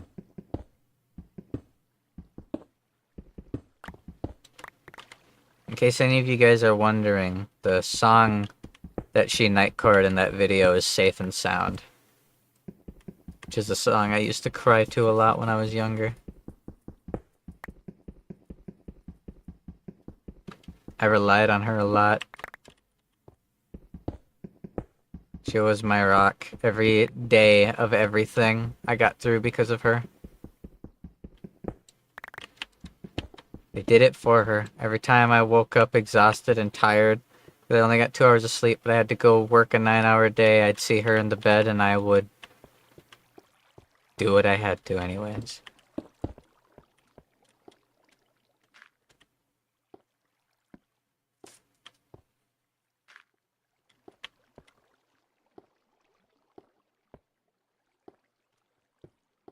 Hell yeah. Hell yeah. So there was a old YouTube channel that did like high school movie project level horror movies. And I don't remember what they were called, but they were huge to me as a kid. Like, they were huge. Their horror movies were the thing that really got me into horror movies. My dad was a big fan of horror movies, and I watched them a lot with him. But that was major. They had one movie that they made where there's an insane asylum, and they had to sneak into the insane asylum because it was closed down and damaged. So the guy and his friend and his other friend find like these tunnels that lead into it, old security tunnels and maintenance tunnels, and they could use it to get past the police barricade, and they could sneak in and see what's going on in there, because obviously the police were hiding something. And when they finally got in there, there was an insane serial killer that was like stalking them and tries to kill them. And I remember the biggest thing to me that made their videos so scary is when they had their chase scenes and their chase sequences.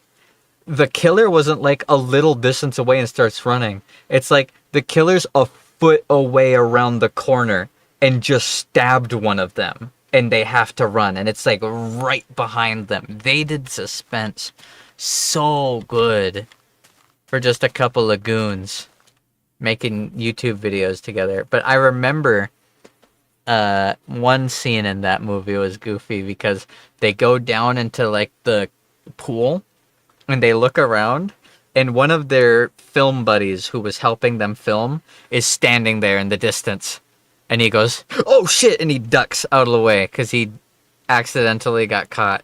But they prided themselves on really long single shots, so they just left him in.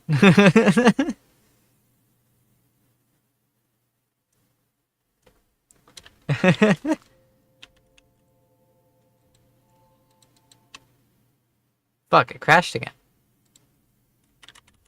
The music was about to start too.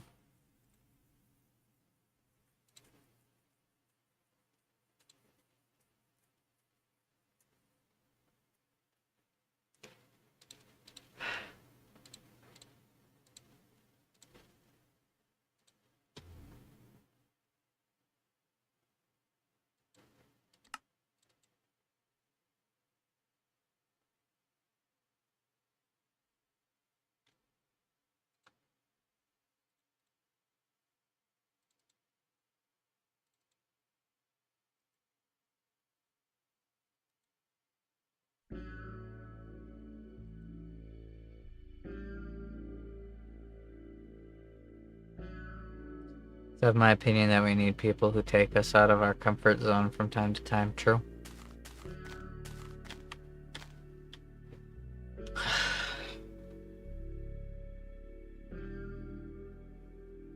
I'm so tired.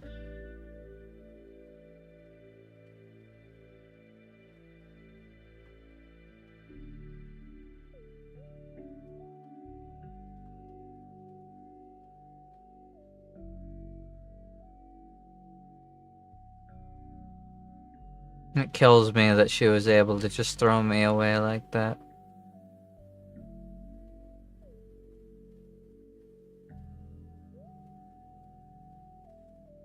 She was everything to me.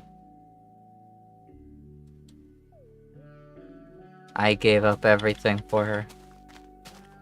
Families, friends, dreams, school, jobs, home. I gave it all up.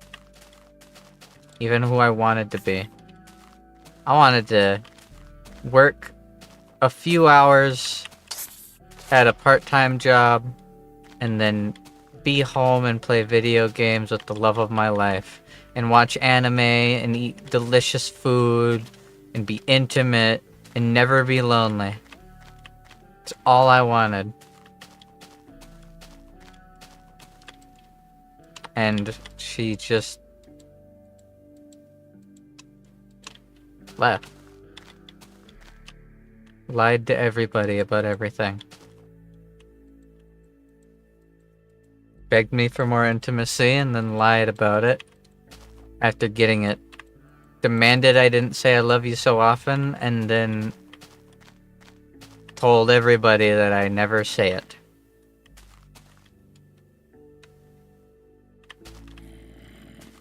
Demanded that I be the only one who works and then told everyone I was ignoring her because I was working all the time. She vilified me so much.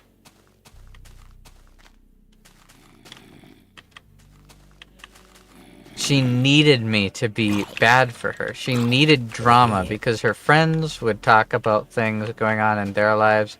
Oh, my ex-husband keeps trying to come around. Like, one of her whore friends, who I'm pretty sure she still hangs out with, was such a slut. She was a horrible woman. She had a child and an ex-husband. And she would, every single day, go on stream and flirt with like 30 guys that were paying essentially for her OnlyFans. And her ex-husband would beat her kid. So she got a restraining order. And you know what the ex-husband did? The ex-husband said, if you fuck me again and get rid of the restraining order, I'll give you this graphics card. And she was contemplating doing it.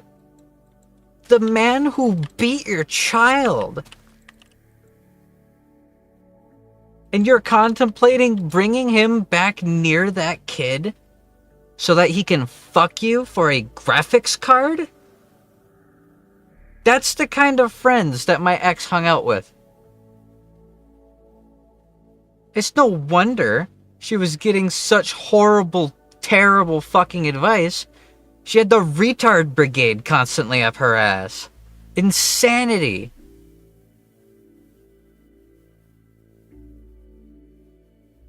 Their lives were so interesting. So she needed drama. She needed it. Obviously, if she doesn't have any drama, she just has to lie about it, right? Her boyfriend that loves her more than anything in the whole world obviously has to be being abusive. And she'd dig herself into holes. And she'd lie until she couldn't lie anymore, and then I'd have to fix it. She'd lie to her parents about how I'm such a terrible person who doesn't say I love you ever. Until they demand that she moves back with them. And I'd have to step in and save her. And she'd come to me bawling. They're buying a plane ticket. They're buying me a plane ticket. I'd have to step in and tell them to fuck off. Tell my own friends who I care about and miss, that I was being abusive to her when I wasn't, until they say they're gonna come pick her up and take her away from me and save her. They just believed her. After knowing me, one of them had known me for 19 years at the time. I grew up with this guy. And he just blindly believed her. After she had lied too much and dug too much of a hole, she came to me. They're coming to pick me up. I don't want to go with them. I lied about it. I don't want to go with them. I want to be here with you. And I'm sitting there confused. I'm like, we didn't even get into a fight. What is going on? Like, we aren't even arguing or anything. What is happening? And I'd have to step in and be like, listen, she lied. She exaggerated for attention. She shouldn't have done it. She's saying she was wrong. She's saying she's sorry. She's not going anywhere. She doesn't want to leave with you guys, and I'm hurt that you just think this of me. You've known me for so long. What has ever, in our entire lifetime of knowing each other, given you the idea that I could be that kind of person? It hurt. I was loyal, I was loving, I was trusting, I was giving, and I never demanded. And my friends, they're supposed to be my friends. Just...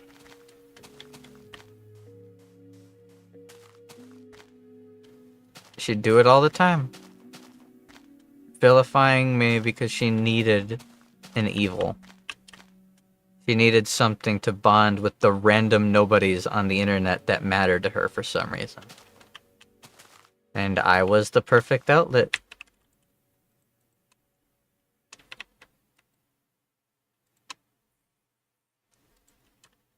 Yet I loved her so much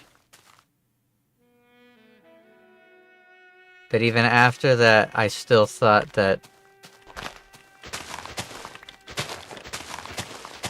if her life is so simple and easy and stress-free, that her biggest worry in the world is that she doesn't have something to bond with the e-whore over, and she doesn't have trauma to get attention from random guys on the internet with.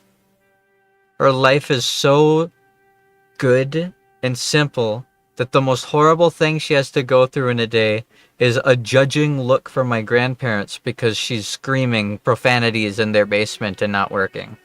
While I do all the work. I'm doing a fucking good job. If I'm giving her a life that easy, I am doing such a fucking good job. She just doesn't appreciate it. You would be hard fucking pressed to find an adult human being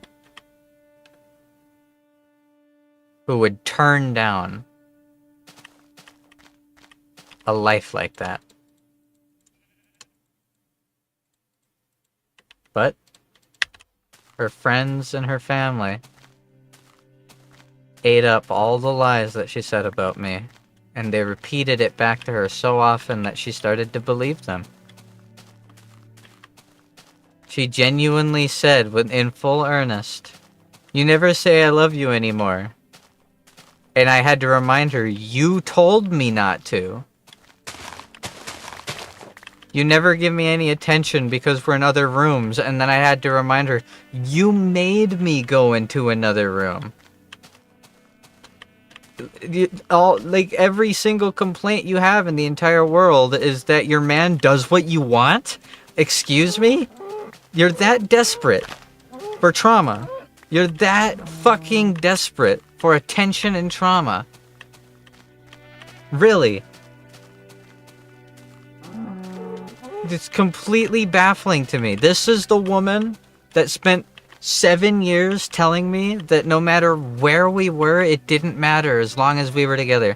This is the woman where I spent the most formative nights of my life talking to her about how I'm going to give her everything and do everything I can for her. This is the woman who said the fucking... This is the woman who said the line to me, "We could be anywhere." Even if we're homeless under a bridge, I will be happy as long as I'm next to you. How could you not give your life to a woman who says something like that?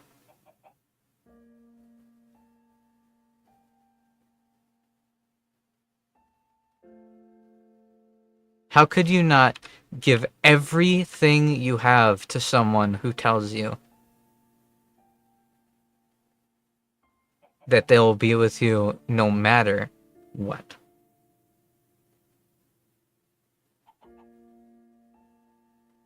And then unceremoniously, we didn't fight. We were having no problems. I was just on the cusp of starting a second business. She leaves.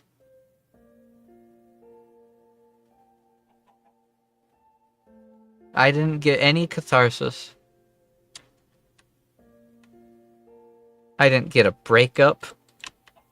I didn't get a struggle. I didn't get to hate her.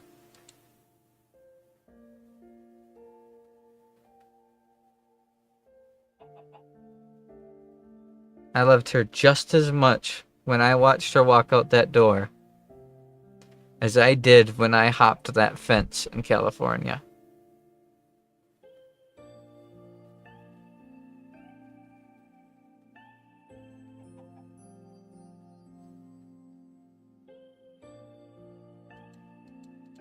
In my subconscious mind, she's still that same person.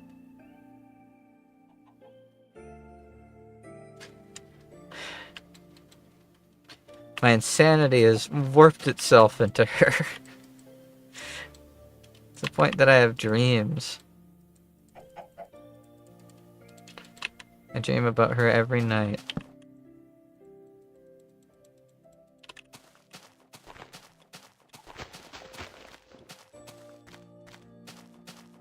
So on one hand, I fucking hate myself that after 612 days, I'm still this fucking broken over her.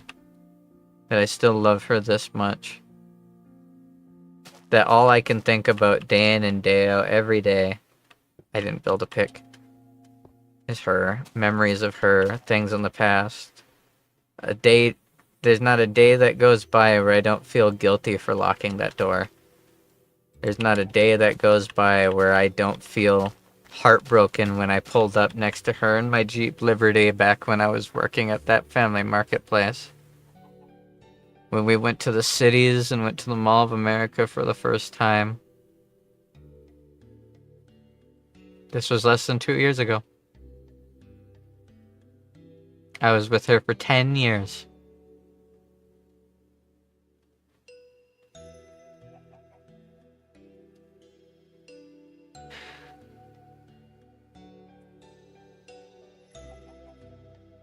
The last day of June, I finished a stream in the office right over there, and I left that room to see her coming down the stairs with her headphones on, obviously in a video chat with someone.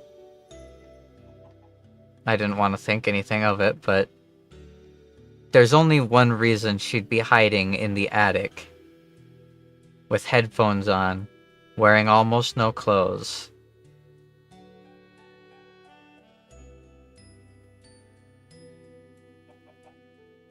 Went upstairs and the evidence was evident. Then I came downstairs and I said, I want you to be completely honest with me. If I looked at your phone right now, would I find something? I never look at her stuff without asking. I was never invasive. And she said, yeah, you won't find anything, you won't find anything. And I grabbed her phone and immediately I noticed that Snapchat was deleted. And my heart sank. And I asked her if I downloaded Snapchat again, what would I see? And she just went quiet.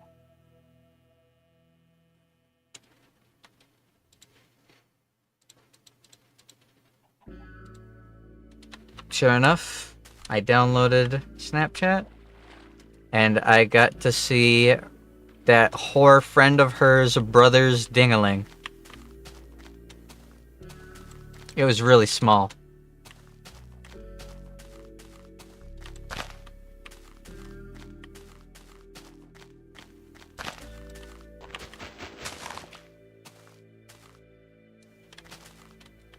I was heartbroken, but she begged me for another chance.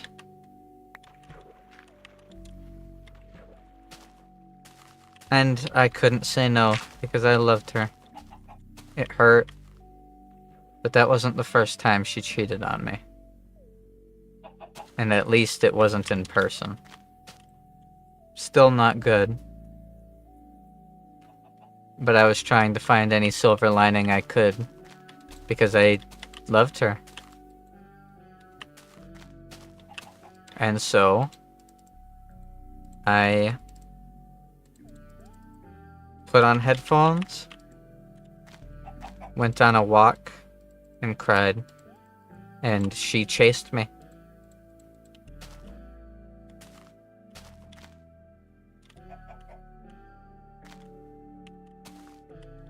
She chased me down the road. She threw on a coat. She asked where I'm going. God.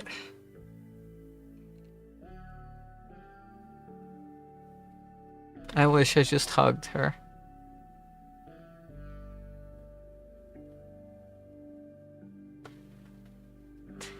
Even though I'm the one that's supposed to be hurt. I'm the one that's supposed to be heartbroken over her cheating. I'm supposed to be the one that hates her for what she did. When I think back on that, the only thing in the world I think about was the look on her face, and it breaks me.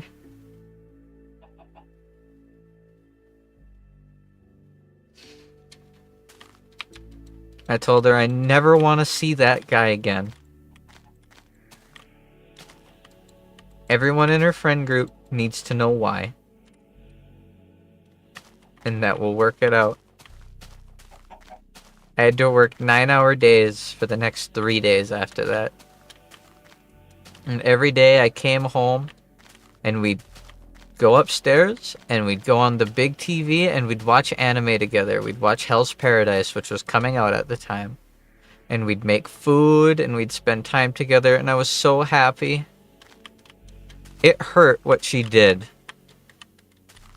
But I was planning on working less so that we could spend more time together. I hadn't been streaming for a couple of days. I had been giving all of my attention to her because I wanted things to work out with her so bad. 10 years is a long time to give to someone, and she was my whole world. The third day, I woke up alone in bed. She was outside in a voice chat with her parents, her whore friend, and the brother.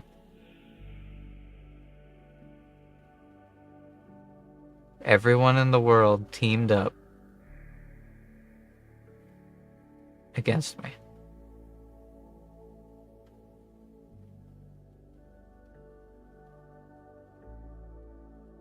My own friends, or at least they were supposed to be, drove over and picked her up and brought her as far away from me so that we couldn't talk.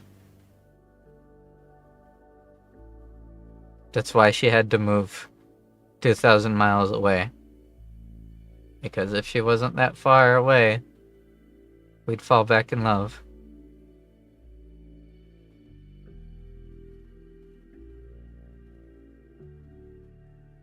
She had to go that far.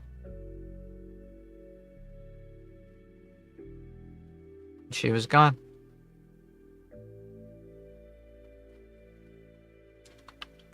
I went to bed that night listening to Snowfall Slowed on my phone, with one arm around her and the other hand petting my cat, thinking about how grateful I am to have them both.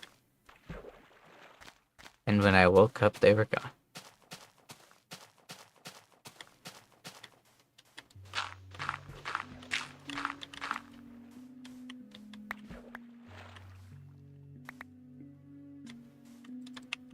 So on one hand, it's completely fucking reasonable that I'm so broken over it. I didn't get catharsis. I didn't get a breakup. And I based everything I was and everything I had on her. I was the idyllic boyfriend. Giving, caring. I gave space when demanded, and I gave closeness when demanded. I'm great in the bed. I'm a good cook. I may not be rich, but I'm not living in squalor either. I have a good relationship with my family. And I'm willing to give literally anything and demand absolutely nothing in return. And I lost it all.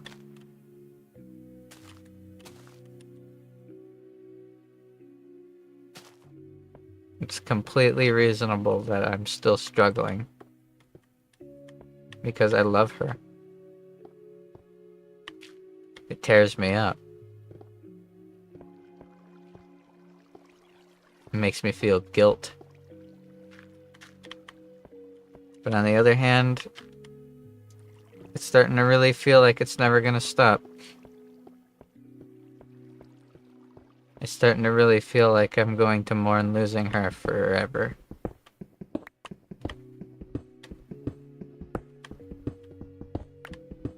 Who knows, maybe things will change. But I mean, let's be honest. Look at me. Doesn't matter how good I am in bed. I'm a worn down, depressed, heartbroken man. I have actual insanity and an incurable rare autoimmune disease. I don't have a lot of money. And I'm hopelessly hung over my ex. There isn't a person in the world who could fix me. I'm pretty convinced of that.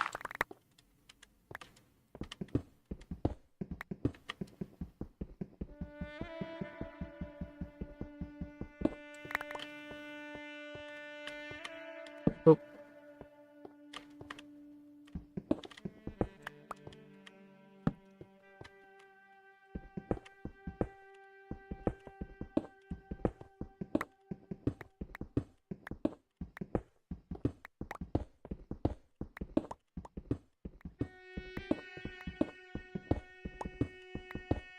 Still no diamonds.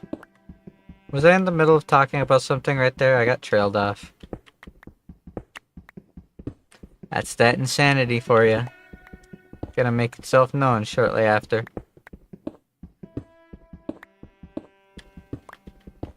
I'm just reminiscing a lot today. Some days it's easier. Some days it just hurts a little bit. Some days I have deep, vivid dreams that remind me of everything. But today was just a bad day. A very, very lonely day. That's why I wanted to play something like this instead of Monster Hunter. I wouldn't be able to enjoy Monster Hunter in my mood like this.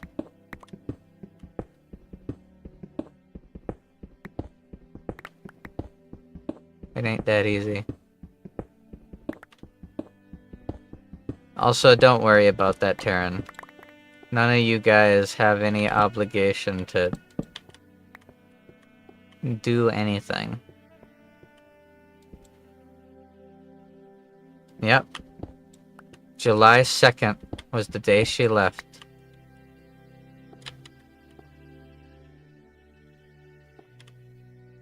July 2nd was the day she left. If you go back to those old streams, I ended every single stream crying. I really loved her. I still do. You don't think about someone like this. You don't dream about someone this often if you don't. And I'm alone in my torment. I have no idea what she's up to, what she's doing, if she regrets it, if she misses me, if she thinks about me ever, if she dreams about me ever. I don't know if she's been in new relationships. I'm sure she has. She has a bunch of horror role models.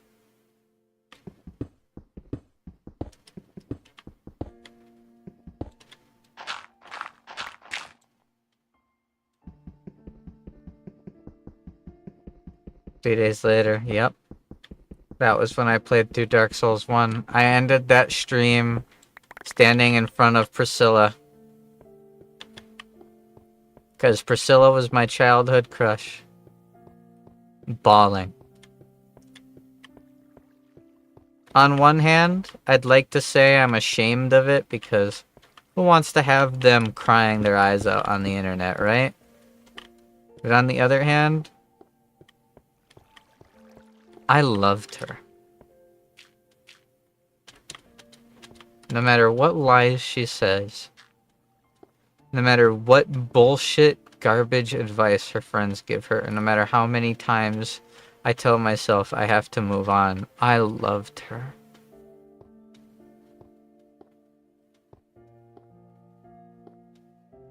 My hurt, my crying, my struggle is proof of that. And that's all she's left me.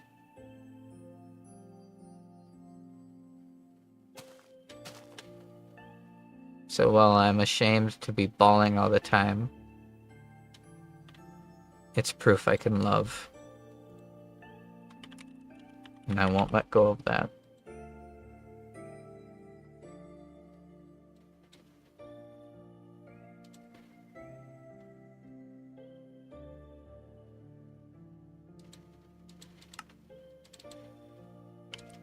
But I am... I'd rock my dad to sleep after a second divorce. I don't think less of him after that. I can't think of less of you. Less of you. I like to imagine that you guys still think highly of me, even with all the bawling I do.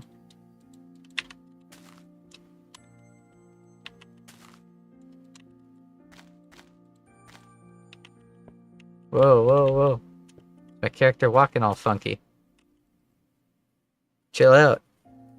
Alright, I need to make more food. And then another pick, because we're gonna go mining some more. Pop, pop, pop.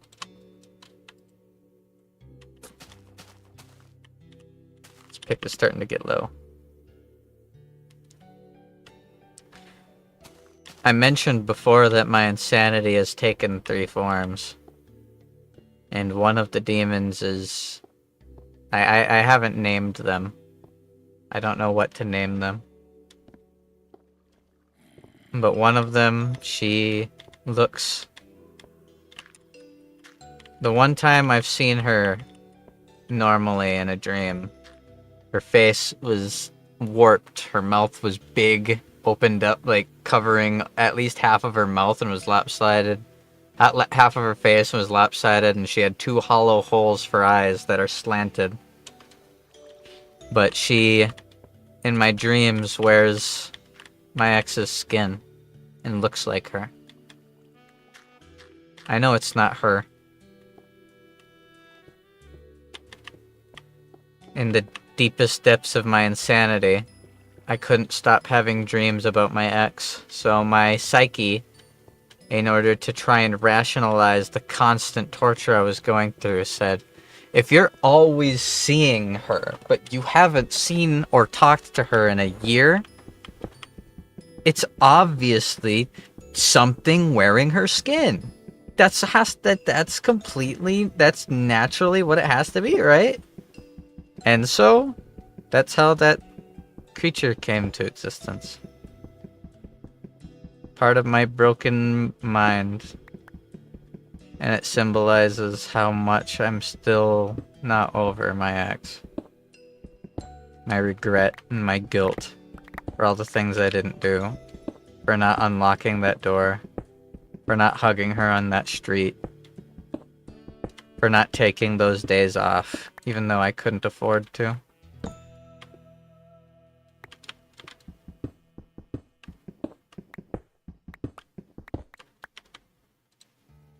And then I have the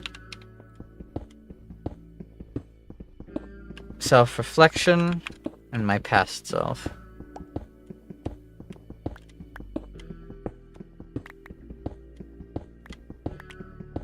My 3 personal demons that won't let me be.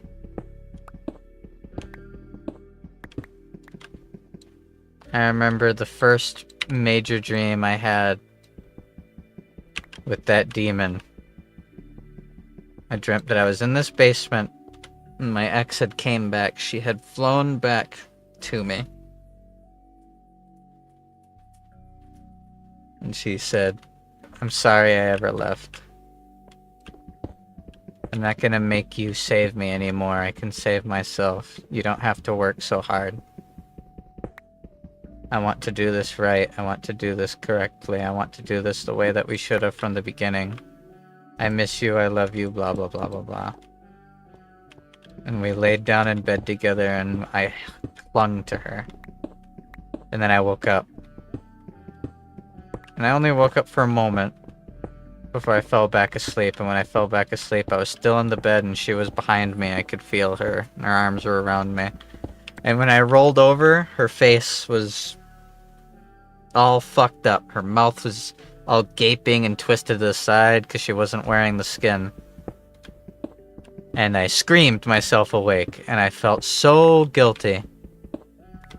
I felt bad that I screamed. I felt bad. And I wanted nothing more. The next night, I wanted to dream about her again so that I could apologize for screaming. Because that was rude of me. That's how insane I was.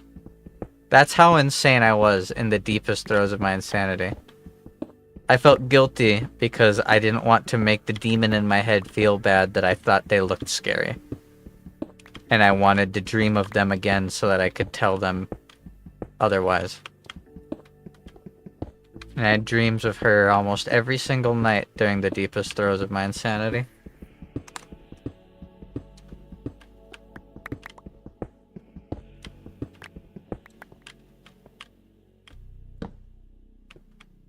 So when I say I was crazy, you have no idea just how crazy I was. That's why I said on Twitter, the day she left, she took my heart and my mind with her. It's hard to imagine me finding a girl who could put up with all of the me that exists. No matter how good of a man I try to be, I'm still deeply insane and horribly heartbroken. And any girl worth dating, I wouldn't want to put through that. I'd feel so guilty if even once I found out that they were hurting because of me. Because of me struggling over my ex. I'd never forgive myself. Just like how I haven't forgiven myself for the few times that I feel guilt over my ex.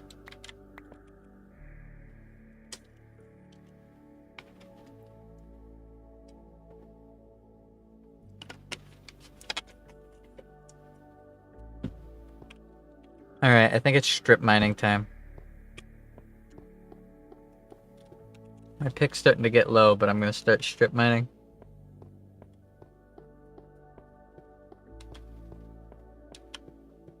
But yeah, if you think I sound sad and depressed now, go back to any of those streams immediately after July 2nd, 2023. You'll see just what I look like when I'm truly lost.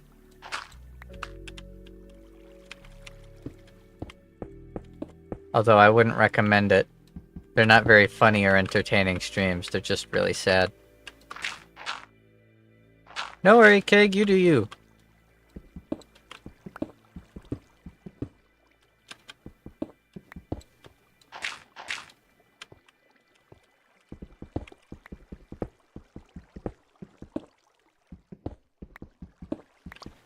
Ironically, I feel more catharsis from talking about her than not. I try to not think about her, because obviously it hurts. I'm heartbroken. But I always feel better when I do. I feel worse, but I feel better.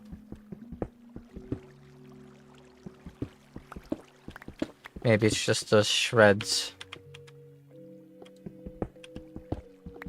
Those little shreds and reminders of how happy I used to be. How much pride I took in being the man that I was.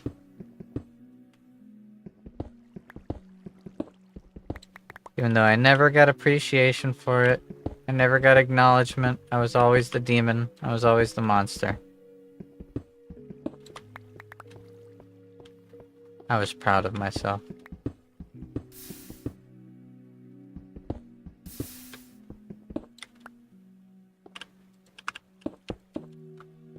It was nice feeling worth something.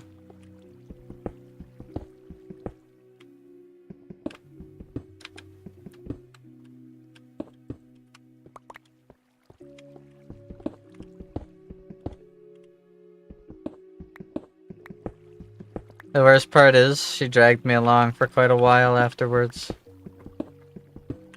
Up until 2 days before Halloween 2023. She would still text and message me. Before anyone goes, "Jeez, Granster." It's such a one-sided thing that's so creepy. You're such a creep, Granster. It's been almost 2 years. I bet you she's moved on. How come you can't? Well, after she left, we still talked. She lied to her family and friends about it, told them that we didn't. She said, "I left him, I broke up with him, I don't message him anymore," and yet every other day, I'd get a message about how I was right. About how she made a mistake, about how she left and she shouldn't have, about how she should come back, about how her parents are being abusive and she's being forced to do these things she doesn't, about how they're making her go to college when she doesn't want to go to college and doesn't even know what she wants to go to college for, even if she did, about how she wishes she can come back, about how she wants to hear me say I love you, about how she wants all of the things that she used to get from me when we first started dating. She told me to wait for her.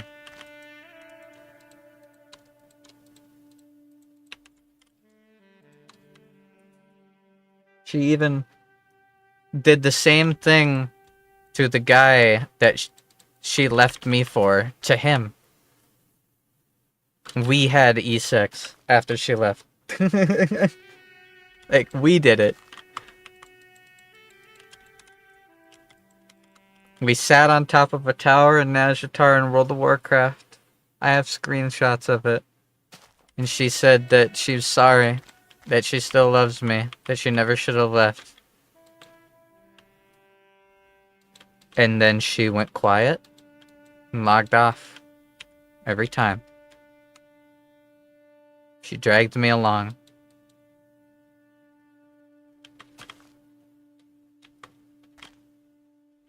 Telling me just enough to keep me hopeful.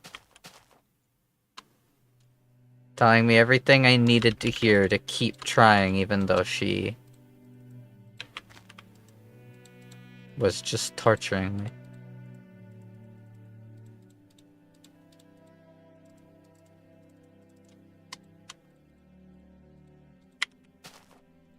I wonder what they'd say if they knew. I wonder what they'd say if they knew that she had been dragging me along. If they read the things that she told me. I'll never know. No matter how much I love her, no matter how much I miss her. The last thing I told her still stands. I told her it takes two. I can't do everything myself and on my own.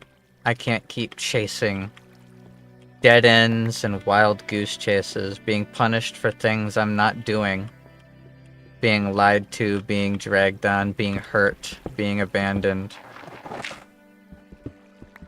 It takes two. And the very last words I told her were to let me know when she's willing to try.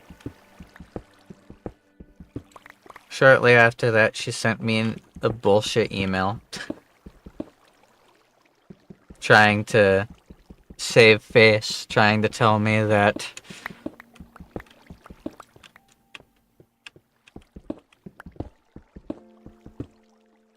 she isn't treating me horribly, that she's not treating me bad. She tried to defend her lying, saying that, well, the last time we did stuff together, I had kind of a stomach ache. Like, that's not forcing myself on you. You told them that I used you. That's fucked up. You can't lie about that shit. That's actually evil to lie about. I have it all, like, documented. I can prove it. If anyone tries to tell me, oh, Granster, there's no way she'd just make all that shit up. I have her admitting it. I have her admitting it like a dozen times over. I have all the proof I need. But I don't need vindication. I never wanted vindication. I don't want to be right. I want to not be alone.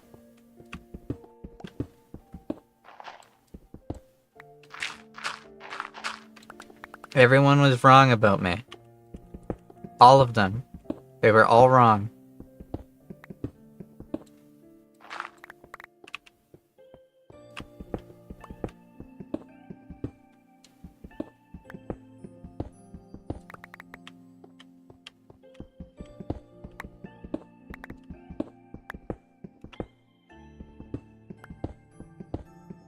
So I've decided that I'm gonna surround myself with people I can actually trust. Trust, loyalty. It's everything.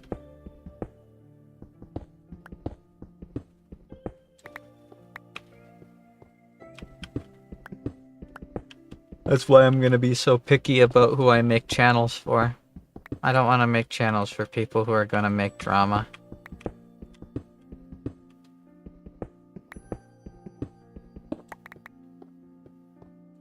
I want to make channels for the people who will make the kind of content that saved me.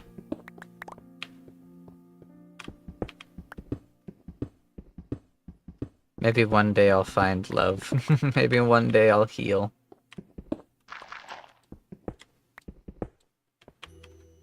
Believe me, I wish someone would just show up and make all my problems go away, but that's not gonna happen. I have too many problems. And most of them can't be fixed. Although I will say, grieving would be a lot easier if I wasn't in a cold, dark room completely alone. Trust me, it's like my dad said. It's like my dad said. You want to know the best place to get over a woman? In the arms of another. But that's not really in the cards for me. Okay, you got $300 from random Indian guy. True. Maybe the random Indian guy is actually the love of my life. I need to go get in contact with him. Maybe that's the trick.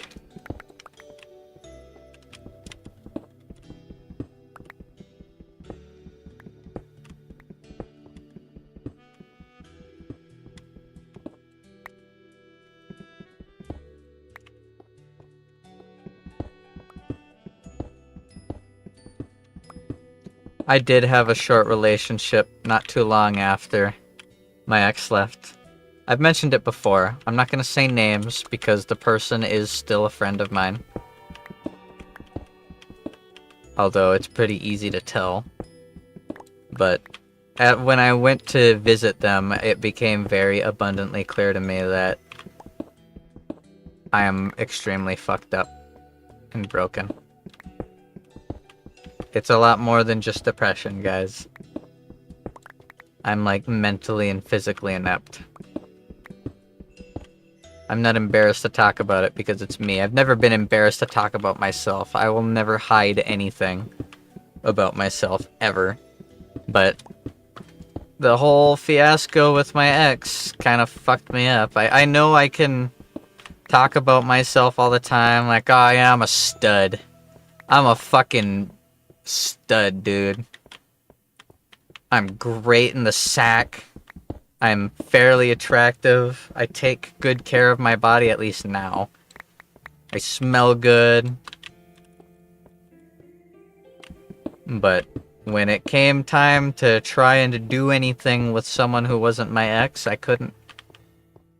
I wasn't able to. I spent 10 days with them and we weren't able to get past that barrier. And it became very abundantly clear to me that I need a very specific kind of compassionate person.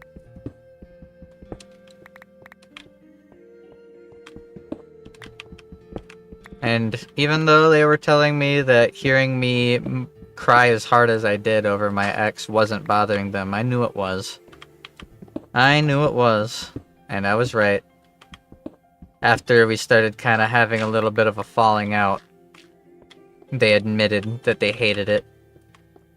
And I'm like, I knew all along. I don't know why you'd lie about it. Like, if you can't handle that, that was the warning I gave you when we first started talking. I know I'm fucked up. I'm not gonna pretend I'm not, and I'm not gonna act like I'm not. I don't say it as like a challenge. I say it as I care about you and I don't want you to be miserable. And if you're gonna be miserable hearing how hard of a time I have without my ex... Oh, diamonds! Let's go diamond time, baby! Yeah! Oh, 2 diamonds! 3 diamonds!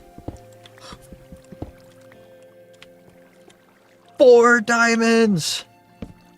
What was I talking about? Oh yeah. I gotta heal.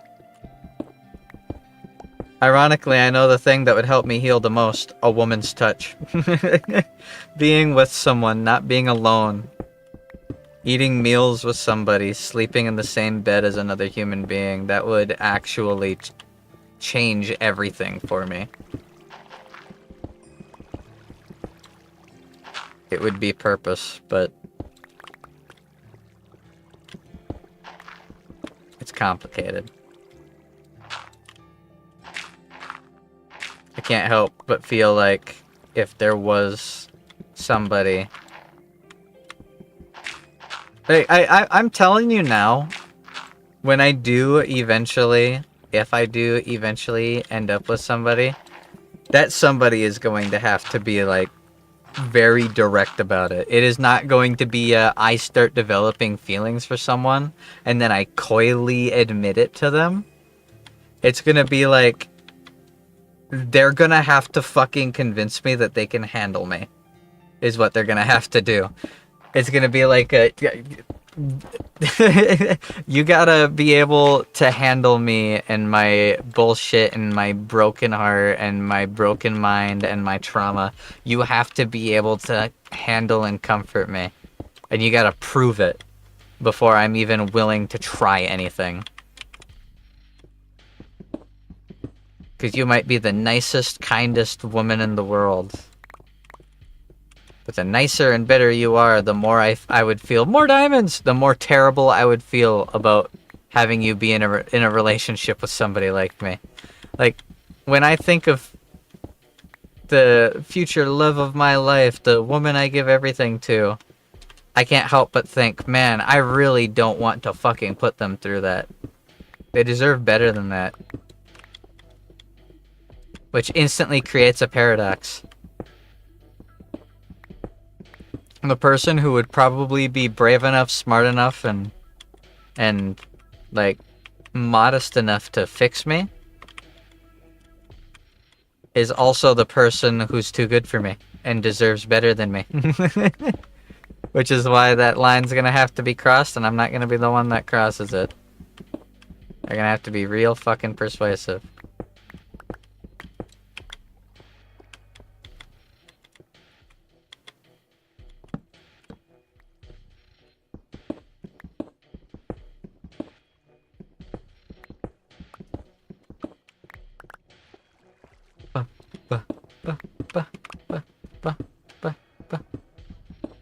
So, I've just been focusing on me, at least trying to focus on me. Getting healthy, working out.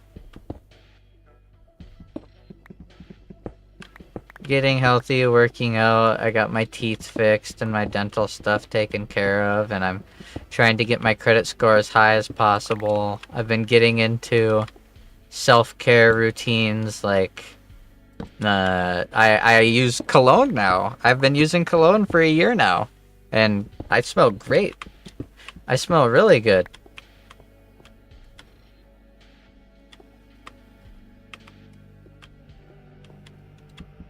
But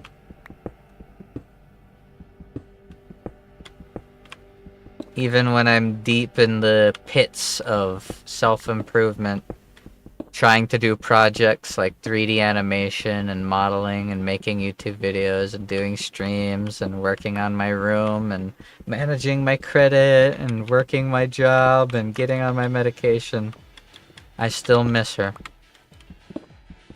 And that's how we end up with nights like this.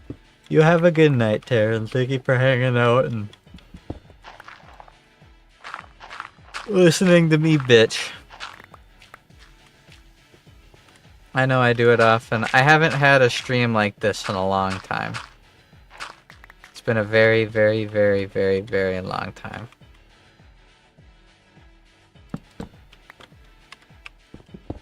Take care. I will.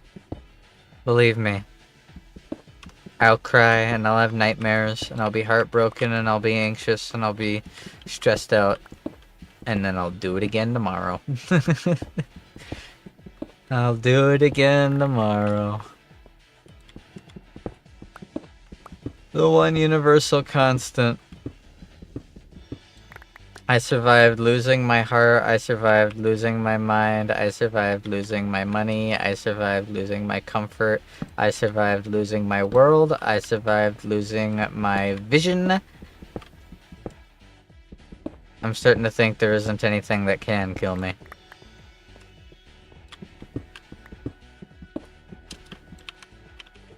I can go make a diamond pickaxe. I'm gonna go do that. I fucking... fuck, what was I just gonna say? I've been reading a lot into absurdism.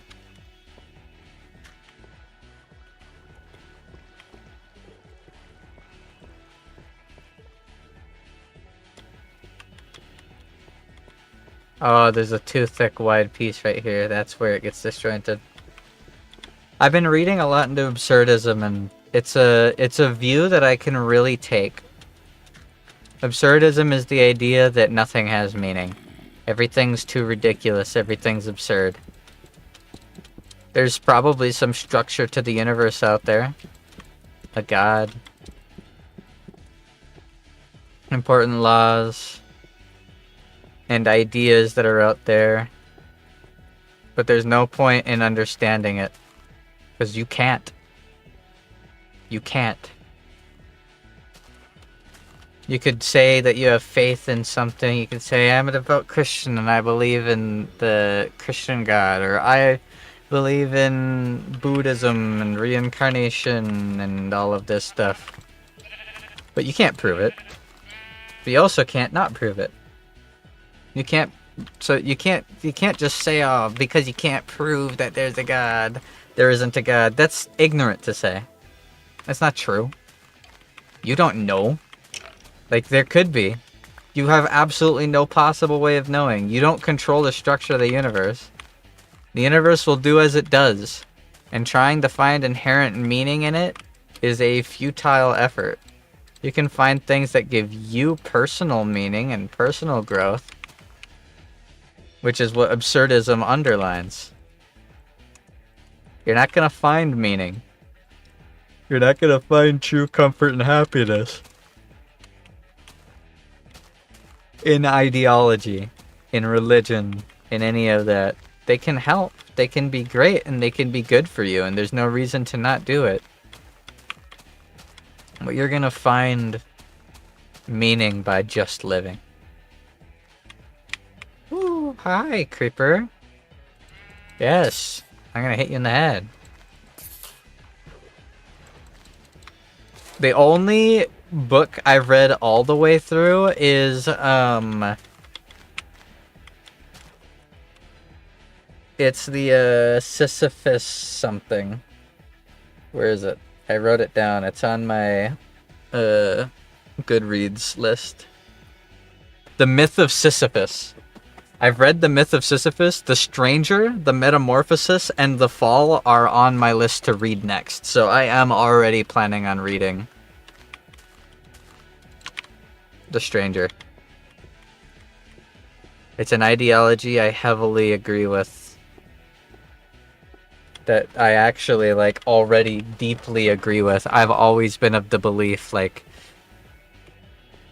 of all of that there's a structure to the universe. There is, obviously. But it's beyond our comprehension. We're not going to understand it. We're not going to know it. That's not going to happen. We're not God. So why stress out over it? The absence of meaning is meaning in of itself.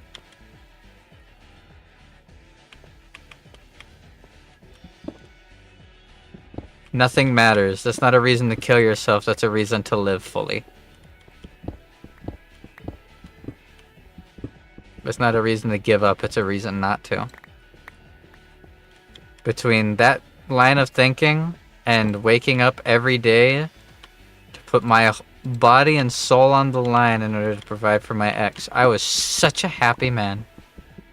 I felt so fulfilled in everything that I did always. And now I'm completely alone. I have you guys to keep me company and to play games with and to have fun with. To talk to.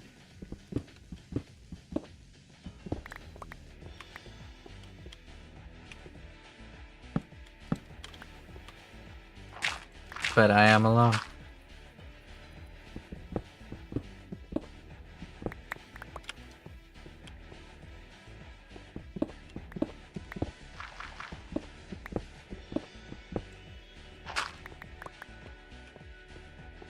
The Old Man and the Sea. This should be 3x3, not 1x1 to strip mine correctly. I know this is the way that I used to do it back then. Because this is the way my friend Drew discovered. The central shaft is like 2x3 or 3x3 or 4x3. And then all along the edge of the shaft, you dig just as far out as you can reach every other. That way, if there's any diamonds in any of these, I'll see it. And then I'll also see the top row. There's a chance that there's diamonds hidden in this part of each one. But I'm essentially, by digging 8 blocks, looking at 1, 2, 3, 4... So, looking at 1, 2, 3, 4, 5, 6, 7, 8, 9, 10, 11, 12, 13, 14... 15, 16, 17, 18, 19, 20, 21, 22, 23, 24, 25, 26 blocks. You want something more pessimistic? Read No Longer Human.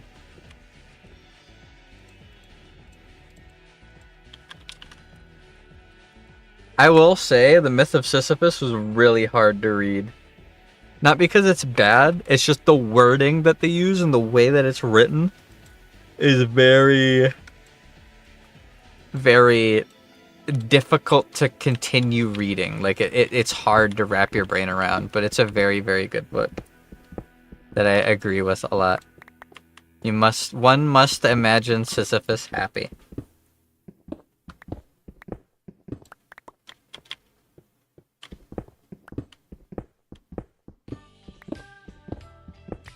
I love this song.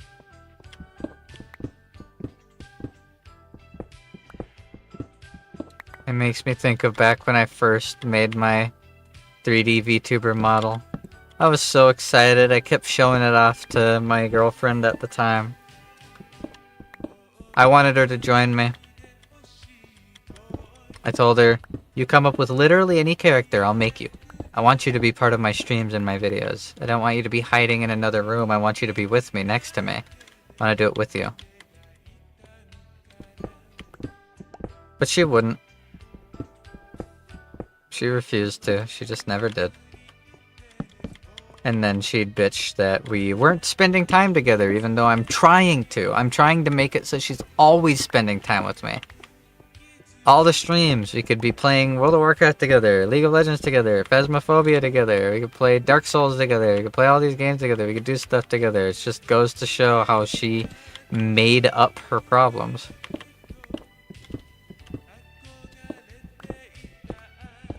She also really missed out.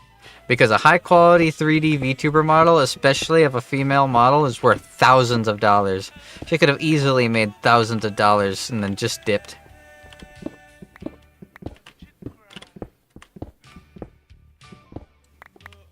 Instead, all she got was weak, lackluster, bad e-sex with a guy with a small dick. I never said she was a businesswoman.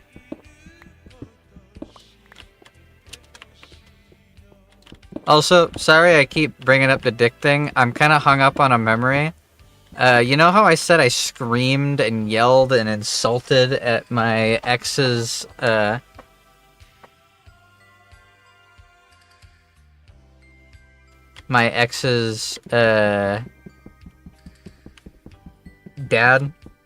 Yeah, he had penis envy. Really bad. He had a very small penis. Yep, you heard this one before? Yep. He had a very small penis. I remember laughing when my ex told me the story about how her mom was telling her the birds and the bees.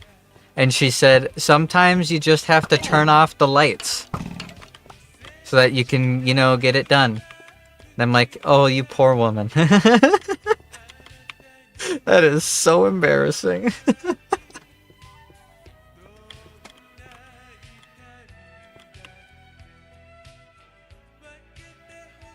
It's so embarrassing. Everything was one-sided. She did love me, is the problem. She did. She loved me a lot. We loved each other very deeply. But she surrounded herself with bad people. If you sit there and you have your parents and your friends constantly telling you over and over and over again, he's no good for you, he's bad for you, you need to leave, and you never once defend him, ever, because you're desperate for that approval, you'll start believing it. She made her choice. And it wasn't me.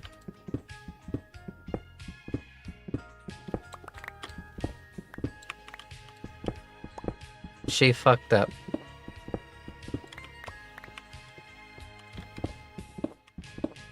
She just couldn't say no. She weighed the risks. She got caught cheating on me.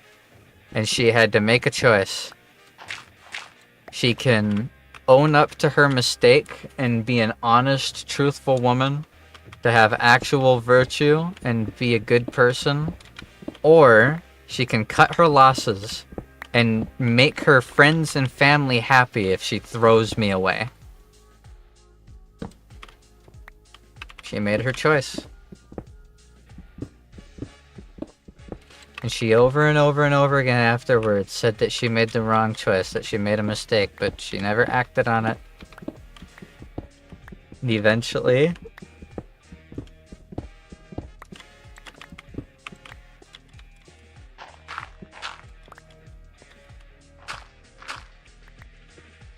it's all complicated.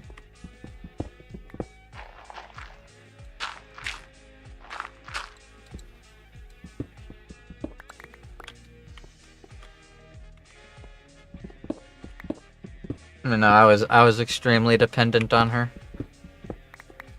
She was my reason for everything. I worked so hard and so much. I based all of my self-worth on her.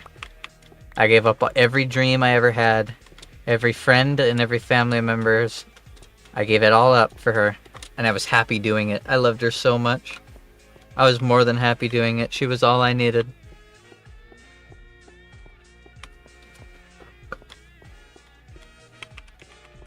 She loved that part of me. I didn't win her in the first place by not being extremely gentlemanly. I was very much a gentleman. I was a big-time gentleman when we first started dating. But she turned me into something else. She'd get mad at me.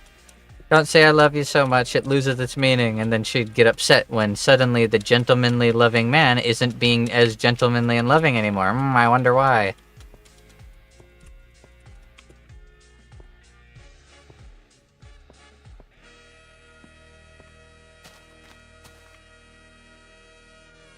It all happened without my say.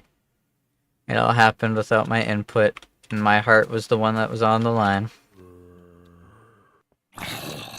Hey!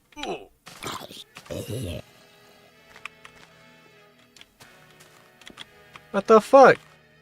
Okay, I'm gonna have to do something about the monsters falling from the sky. Motherfucker.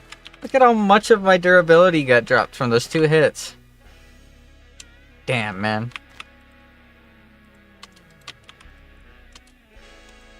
Ba, ba, ba, ba, ba, ba. Ba, ba, ba, ba, ba, ba, ba.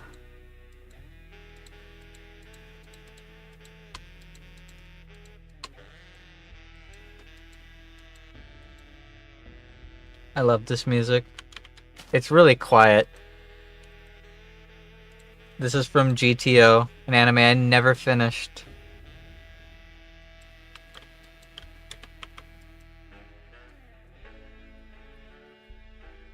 Da, da, da, da, da, da, da, da.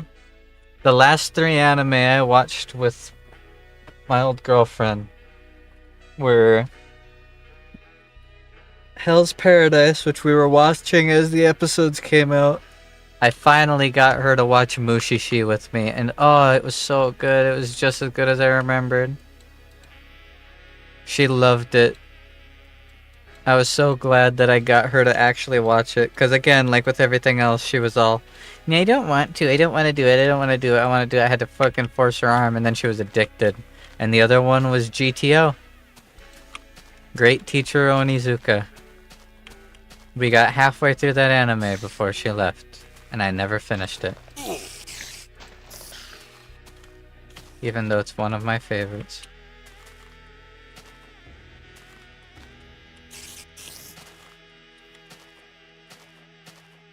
I never finished it. I want to. It's a really good anime.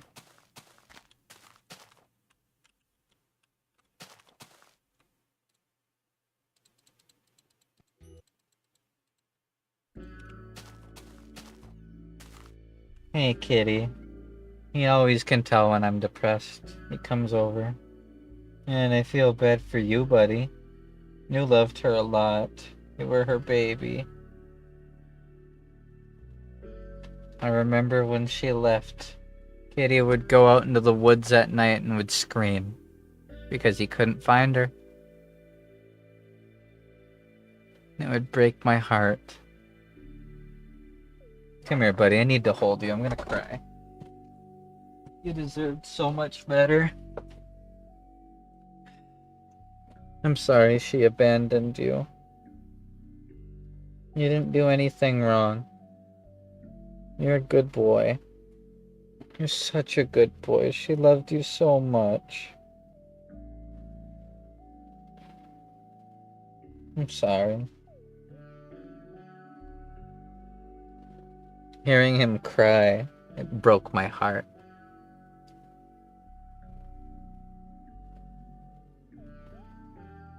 You deserve better, buddy. You're such a good cat. He is purring. He is loving this attention. Yeah. Ever since we got you, you could always tell when I was sad. You'd always try to comfort me. I remember when Stefan Carl Stephenson died. I was so heartbroken over Stefan Carl Stephenson's death. He's a hero. He is actually a hero. And one of my biggest role models ever. He was a good, good man. And when he died, I cried. And I cried, and I cried, and I cried. And Kitty just came up to me, and he sat right next to me, and he looked me in the face, and I squeezed him, and I cried, and I held him, and he didn't struggle. He didn't squirm. He didn't try to get away. He let me hold him. My good baby. You're my good baby. One of the only things she left me. I feel bad for this cat. He deserves all the love and attention in the world. And yet he's stuck with me. The workaholic, sleepaholic, crazy guy. I wish you had, like, a brother or something. Or sister. But I can't have a second cat. Or a mom. I wish I could find you a mom, Kitty.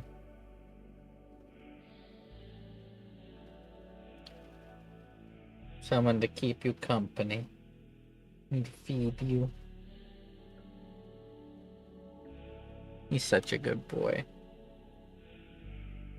I can tell it's getting late because he's being super cuddly. It's 2:30. It's not too late. Also, I didn't know that there's a chance for monsters to spawn when you sleep in old versions. I'm surprised I don't remember that. I played the shit out of 1.6.4.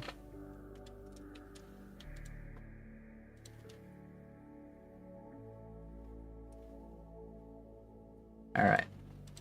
Nothing's broken. Cool. Alright, let's continue mining. Ow. I missed the ladder.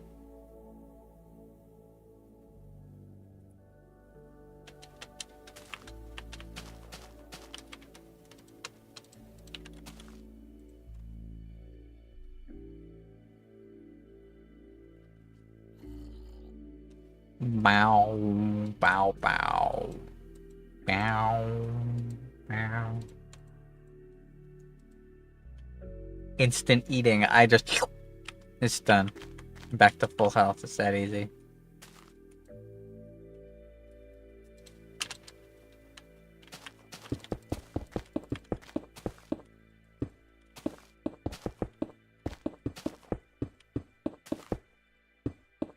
I'm missing a lot.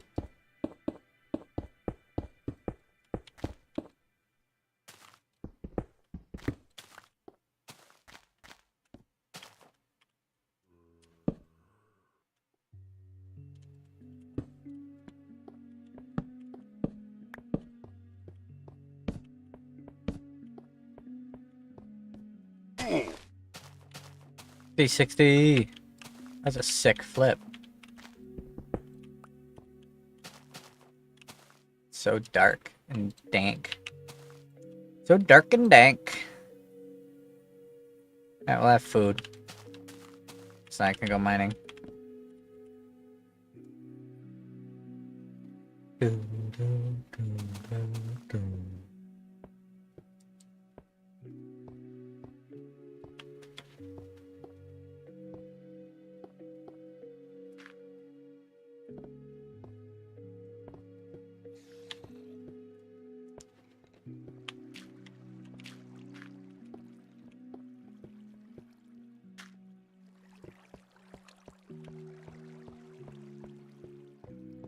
My armor is almost completely destroyed.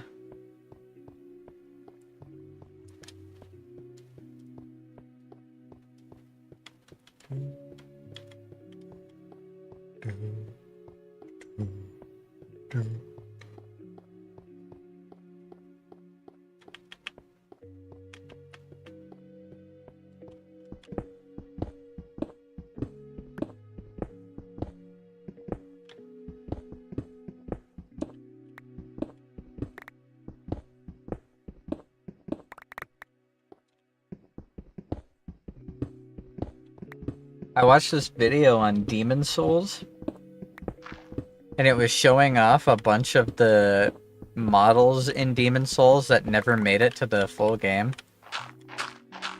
And there were some interesting ones. They were gonna have a whole area that was just furries. Like all beast people. They also had a Boletarian noblewoman who had centipedes in her. And everyone in the fucking comment section were like, whoa, they had centipedes in people years before Sekiro. And I'm like, imagine what they're going to say when they find out about Kuwan. Like, you think the Boletarian noble lady is the precursor to fucking Sekiro's centipede people? Yeah, look up Lady Fujiwara in Kuwan, and then you'll understand. Fucking Kuwan was the original Sekiro. There's so much in Kuwan that made it over to Sekiro. The giant ape, that was in Kuwan. Fucking the centipede, people using centipedes to try and gain immortality, that was in Kuwan.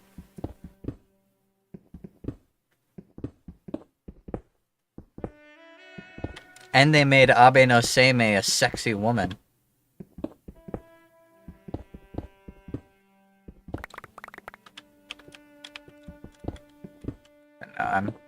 I'm taking things slow. Trying to focus on myself. I want to make models for people. I want to give people the ability to succeed where I failed. I want to help people. I want to do good.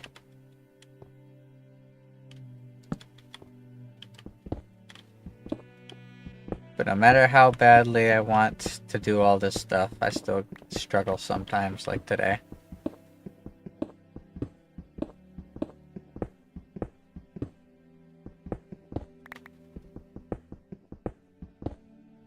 Some days it's easier, and some days I can't stop thinking about her.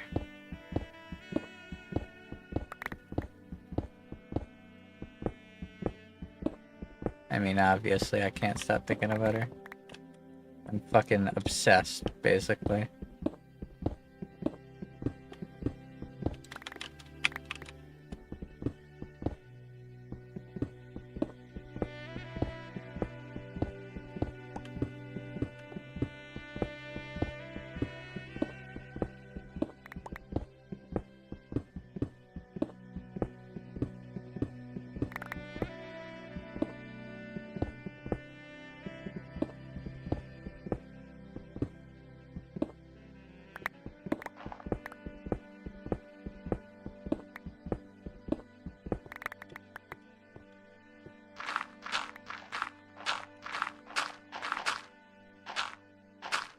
At least I have an official diagnosis for it, right? At least I'm not just saying, oh man, I'm so depressed, I'm such a creep. I actually have PTSD.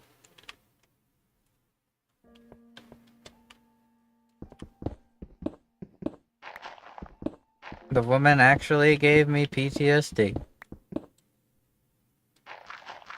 Isn't that something?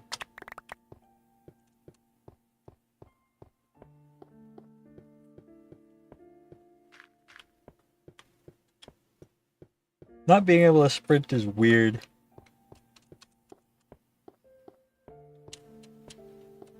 Since I can't sprint, the momentum of jumps don't even help. It's kind of crazy. I got 2 new Beyblades. I'm getting another one in 2 days. The one that I'm getting in 2 days is the cool, expensive one. I got Hell's Hammer and Shelter Drake today and yesterday. They're both gonna be fun. I didn't get to play Beyblade with my friends this week. 2 of them have a cold, and I can't get sick, so we weren't able to play. I was so sad. I was so ready to play with my new Beyblades. The expensive one I'm getting is Ghost Circle.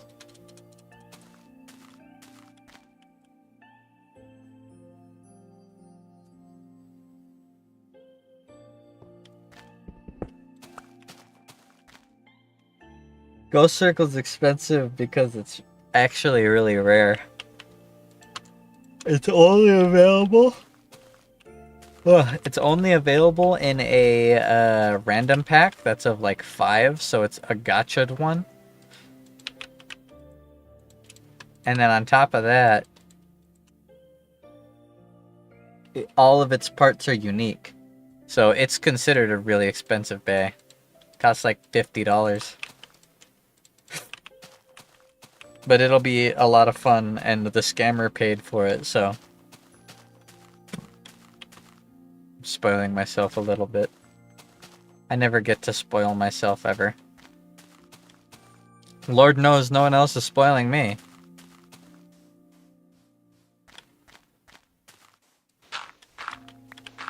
Even in my last relationship, I never got spoiled. I always paid for my own birthday and anniversary gifts.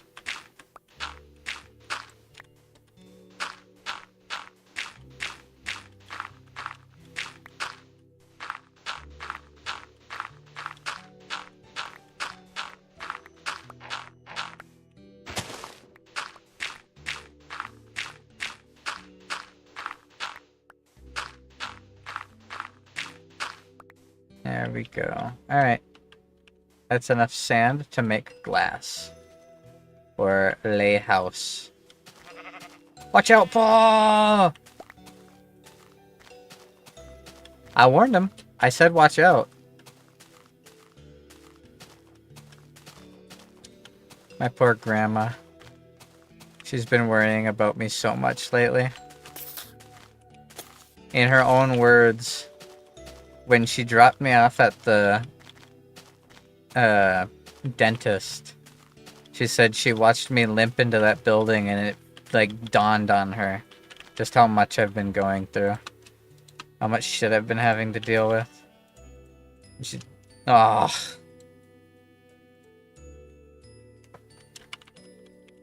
So that night she came over to me and she hugged me. She cried a little bit.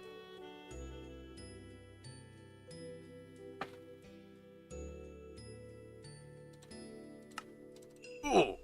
Whoa.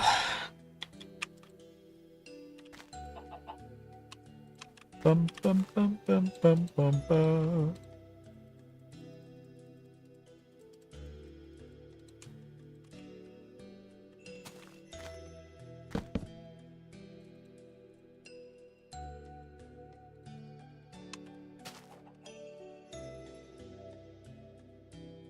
Alright, I will let that smelt and I will go back and mine again.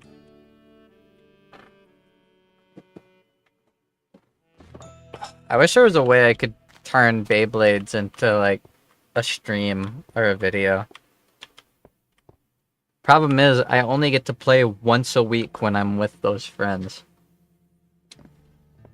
If I had an arena of my own, I could show off combos. But I don't have an arena of my own yet.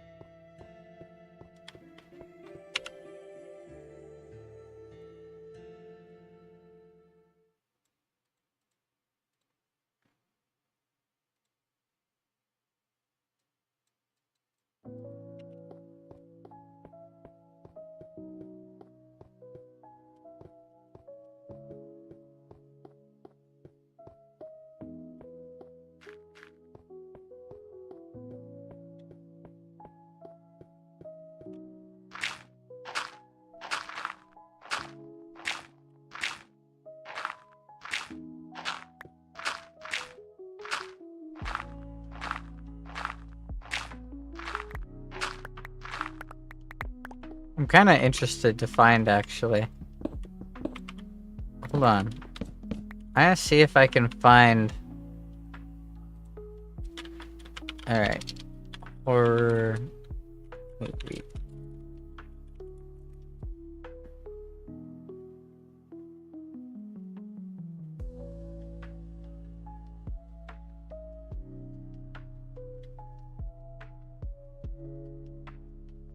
There it is. I found the found footage horror film. That was actually easy to find. It was by Enter Viral.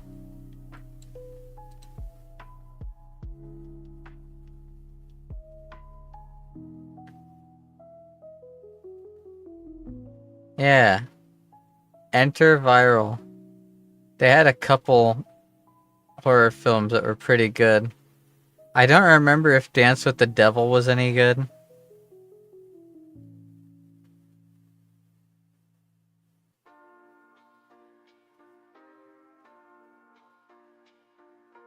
But there's Haunted Mansion. That's from 9 years ago.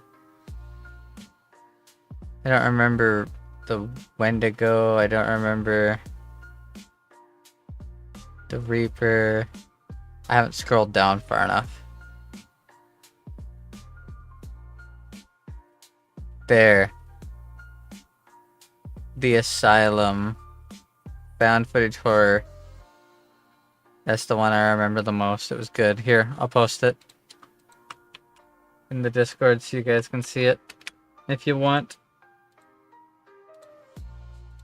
It's a bit of history from yours truly.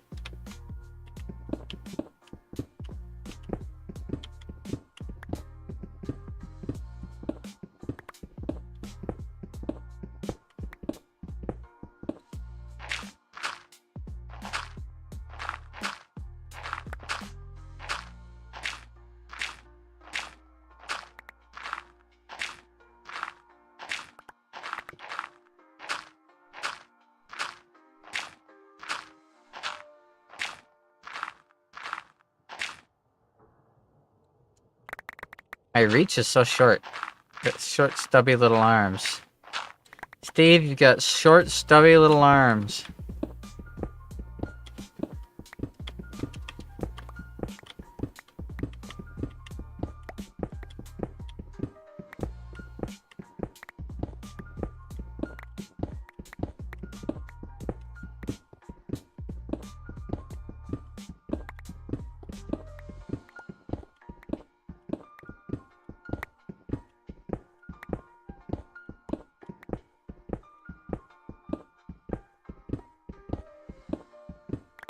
I'm very tired. We'll dig a little bit more. And then I'm probably gonna call it and go to bed. I don't really plan on turning this into a series, but we'll probably come back a couple times to play beta Minecraft. It's fun. It's very simple and relaxing and clean and fresh. Like, in normal Minecraft, there's all sorts of shit. Your inventory gets so full of garbage. There's tons of mobs, and there's all sorts of objectives. This is different. This is just... go dig.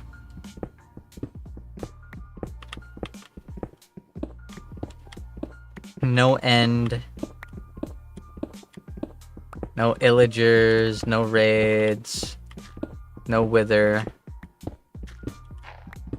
No warden. No ender dragon.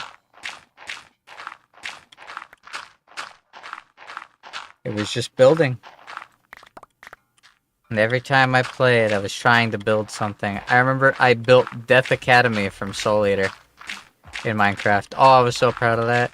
And then I helped a group on there was a group called Fire MC, I think, FYRE. They were like a Minecraft time-lapse giant building thing.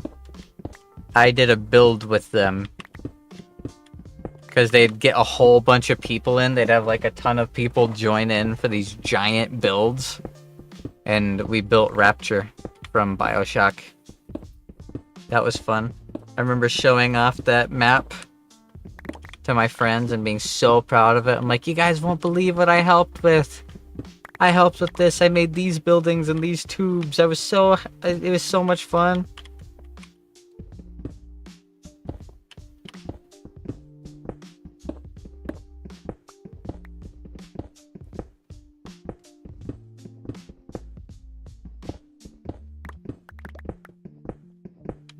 Bum bum bum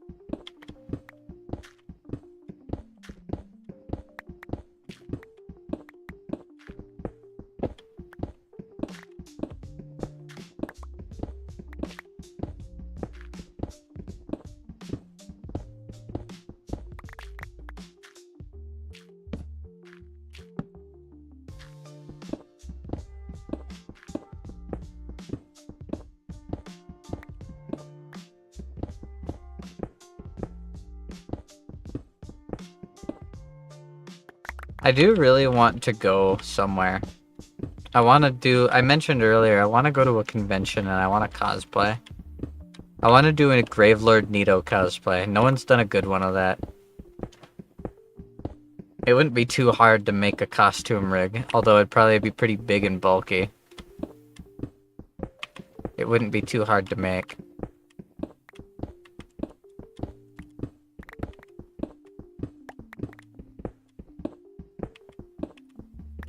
I'm pretty sure the nether does exist in this. I can go to the nether. You'll need 3,000 skeletons. That's a thing. I just gotta get like some really frayed black and gray cloth. And then go to like Home Depot and buy like 20 plastic skeletons for like $5 each. And then just rip all the pieces apart and build like a big body cage. And then wear a skull mask and have my head be one of the lower heads while there's all these other heads up and around. And then I just take like the giant skeleton and use its arms and legs to make the arms and legs part. Wear all black underneath with the arms and leg like bone things put on, like overlaid on it. And then I just gotta like make the sword and that's it. I'll have a Gravelord Nito outfit.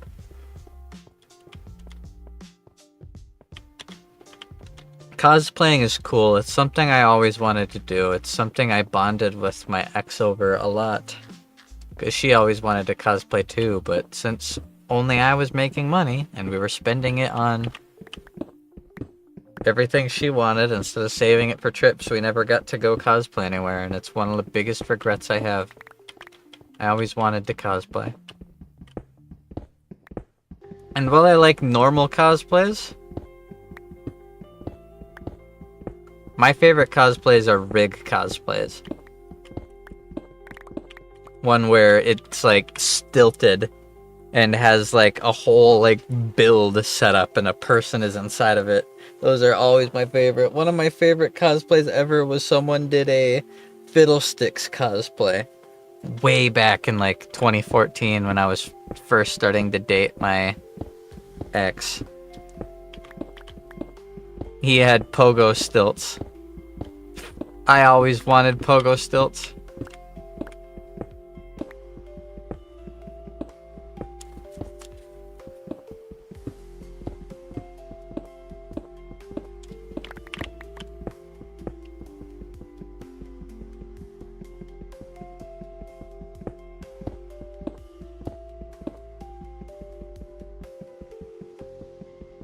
Big Daddy cosplay, hell yeah.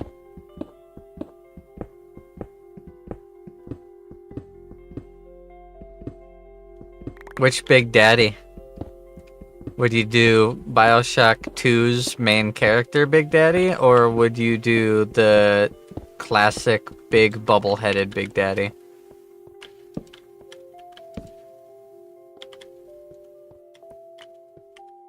The big bubble head? Hell yeah.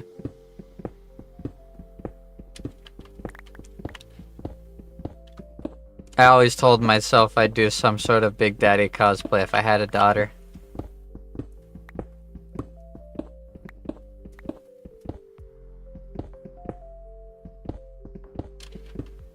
I'd have her be a little sister. And then if my girl was into cosplaying, I'd have them be the big sister. We could do a whole family Fallout, whole family BioShock cosplay.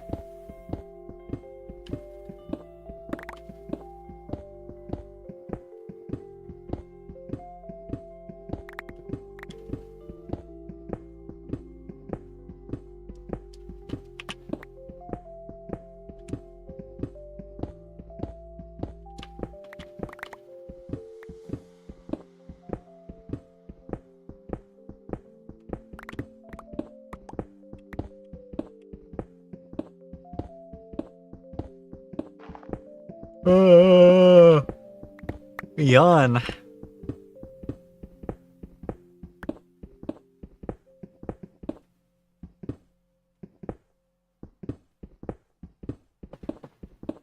Very tired.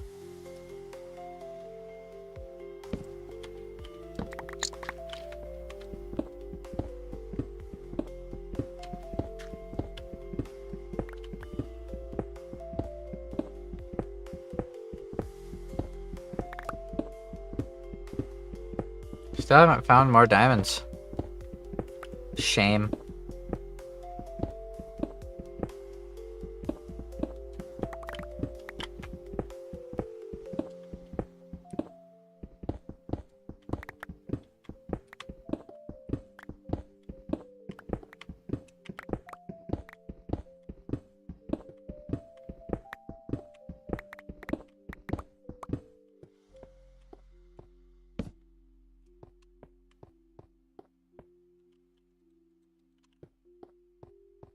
Well, the good news is when I do start building like crazy, I'm gonna have 500 billion stone for it, so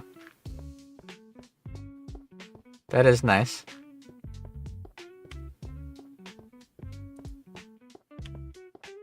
You know what content creator I started missing a lot earlier? I miss Aqua.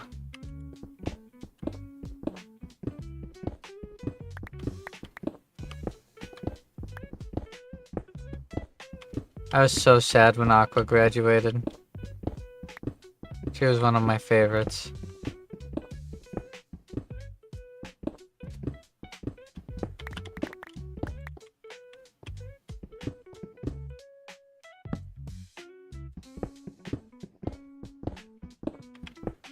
I'm doing it wrong. I had to go one farther.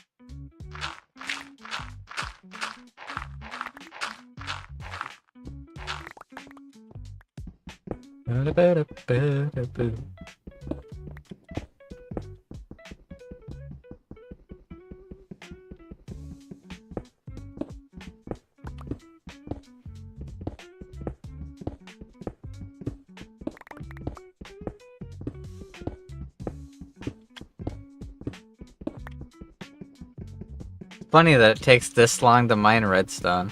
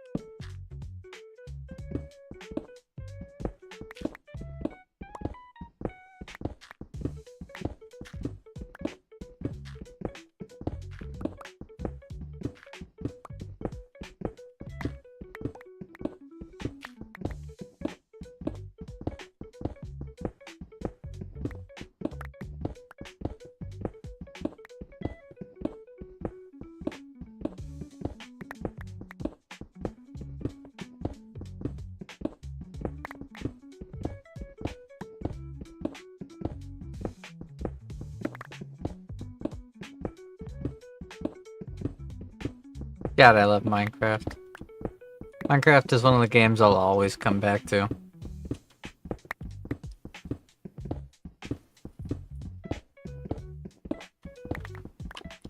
As much as the new cave systems and stuff in Minecraft are cool, there's just something so calming about strip mining in old Minecraft.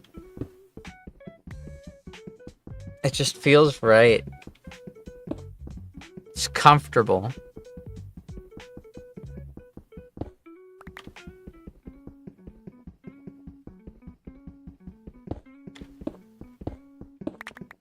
And these long empty halls are a fucking mood. Like, look at this shit. That is a mood. That is, oh. That shit is cool. I'm 26, about to be 27 now. And that shit is still fucking fire.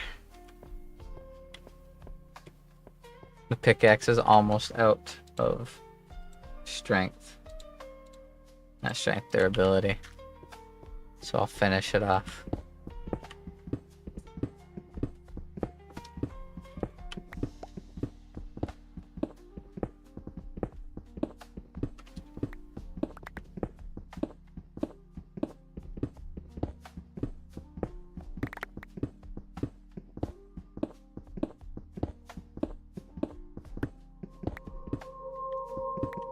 Minecraft cave sounds.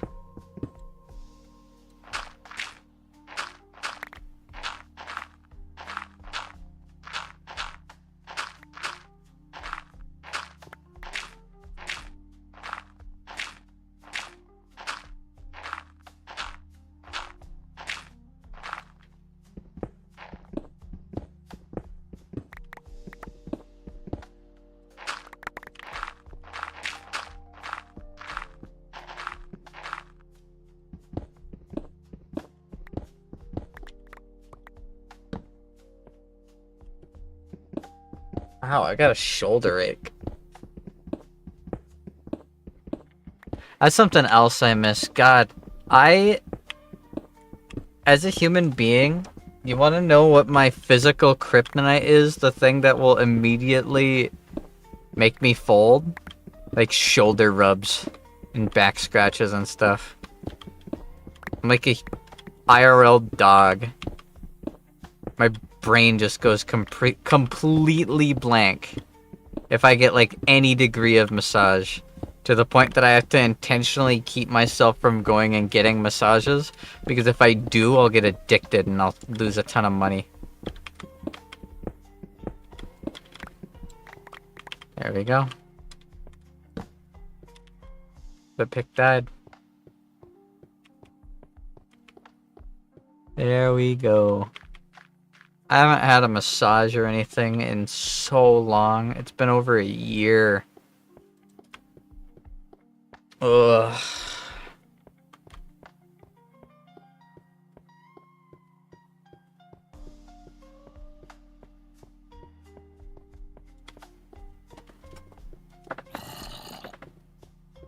I feel like my neck and shoulder could crack a lot, but they aren't really cracking. Whoop. There we go. I am Steve.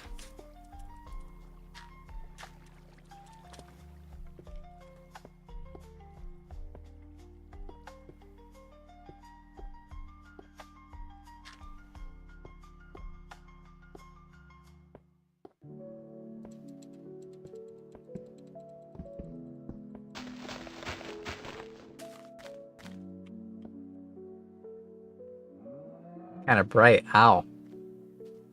My eyeball. Oh, every time I go up the ladder, it crashes. Every time. It's those damn ladders, man.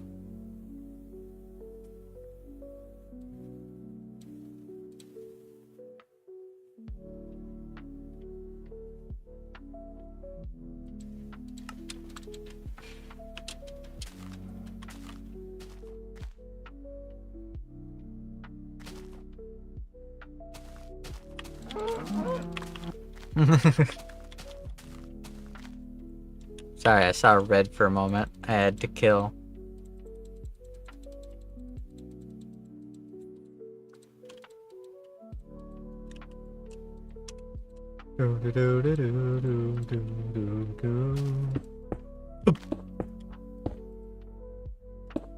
No.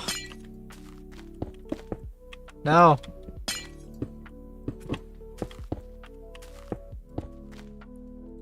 There we go.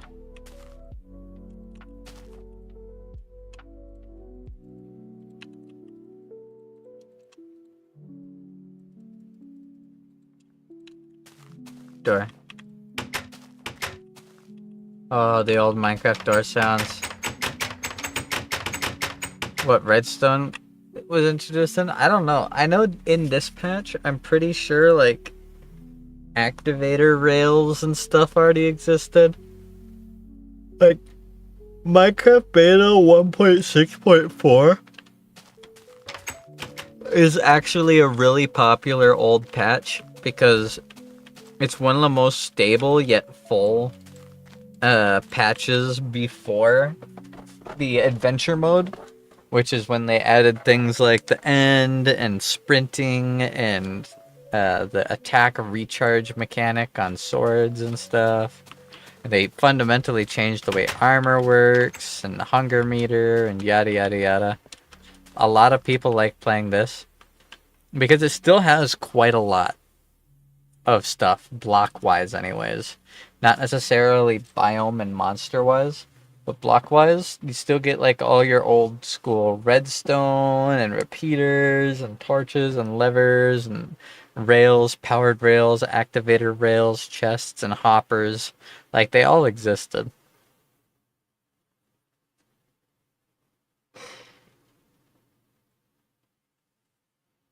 Otherwise, if you want to experience truly old Minecraft, you can play the alpha versions, but those are barren wastelands. There is nothing in those worlds, which makes it really liminal and cool, but this is still liminal and cool. This still has the old fog system. Current Minecraft doesn't have fog like this anymore. They changed it quite a while ago.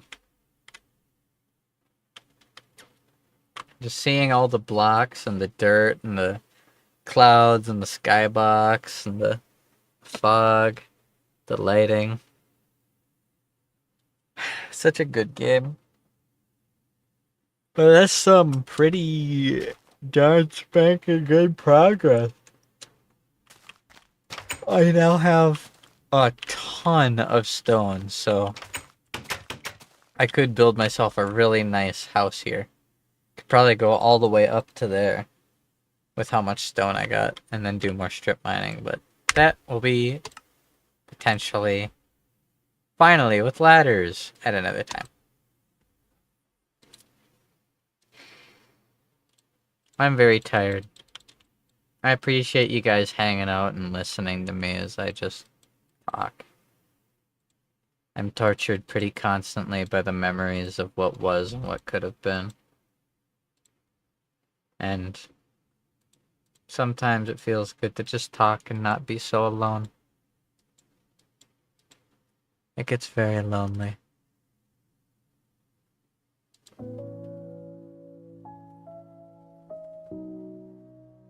Ugh. But I'm gonna take my gummies, grab a bite to eat, and go the fuck to bed. I wish you were here sooner. Don't worry, man. The VOD will always be there.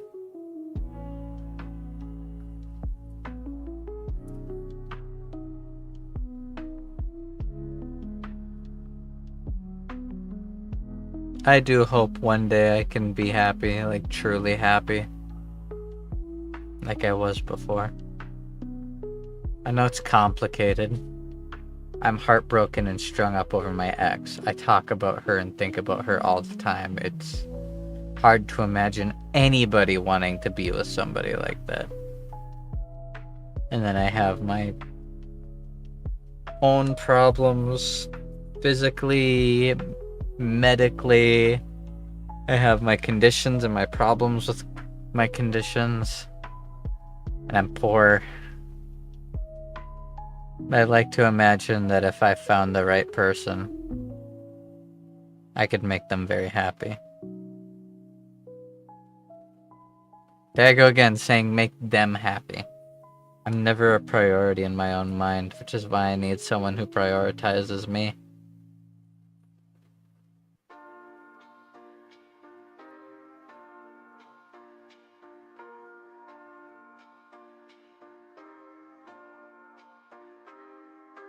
It's been a long time since you've even thought of Minecraft. I watched someone's video where they were playing Alpha Minecraft. And I was like, that looks really fun. Playing old Minecraft. I want to play the old patch that I loved playing when I was but a wee lad. I was so young. I was just a little weeblet watching fucking Soul Eater in Full Metal Alchemist playing Minecraft.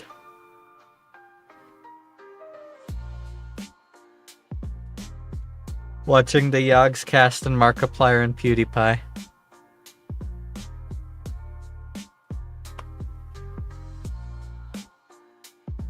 Good times. But I'm gonna get some sleep. Thank you guys for hanging out. I find myself at a weird crossroads. On one hand, I really don't want my content to be like soaked in this regretful morning. But on the other hand, it's me. How much I loved, how much I still love, how much it hurts, that's a part of me. And if I ignore it and I don't ever mention it, I feel like I'm being disingenuous to myself.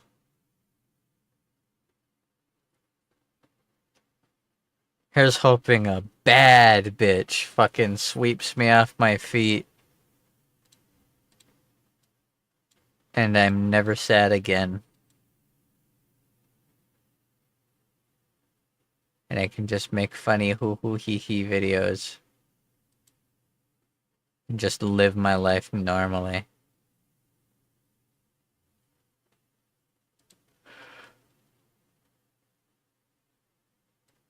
Alright, bop, bop. Oh no. Okay, we're good. Never mind. Let's put on our outro music, and I'm going to say goodnight. Very late stream today. Very late.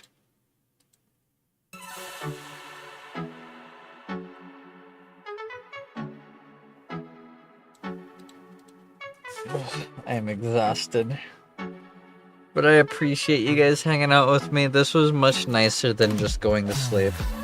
I'd probably be resting happily right now, but I'd be depressed and sad, and I wouldn't have been able to talk about anything.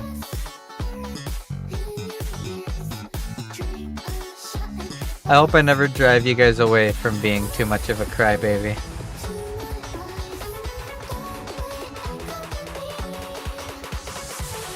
Yep, you guys all have a good one, okay? Get some good sleep.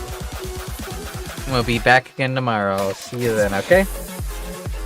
Take care. Have a good night. I appreciate you all. Peace.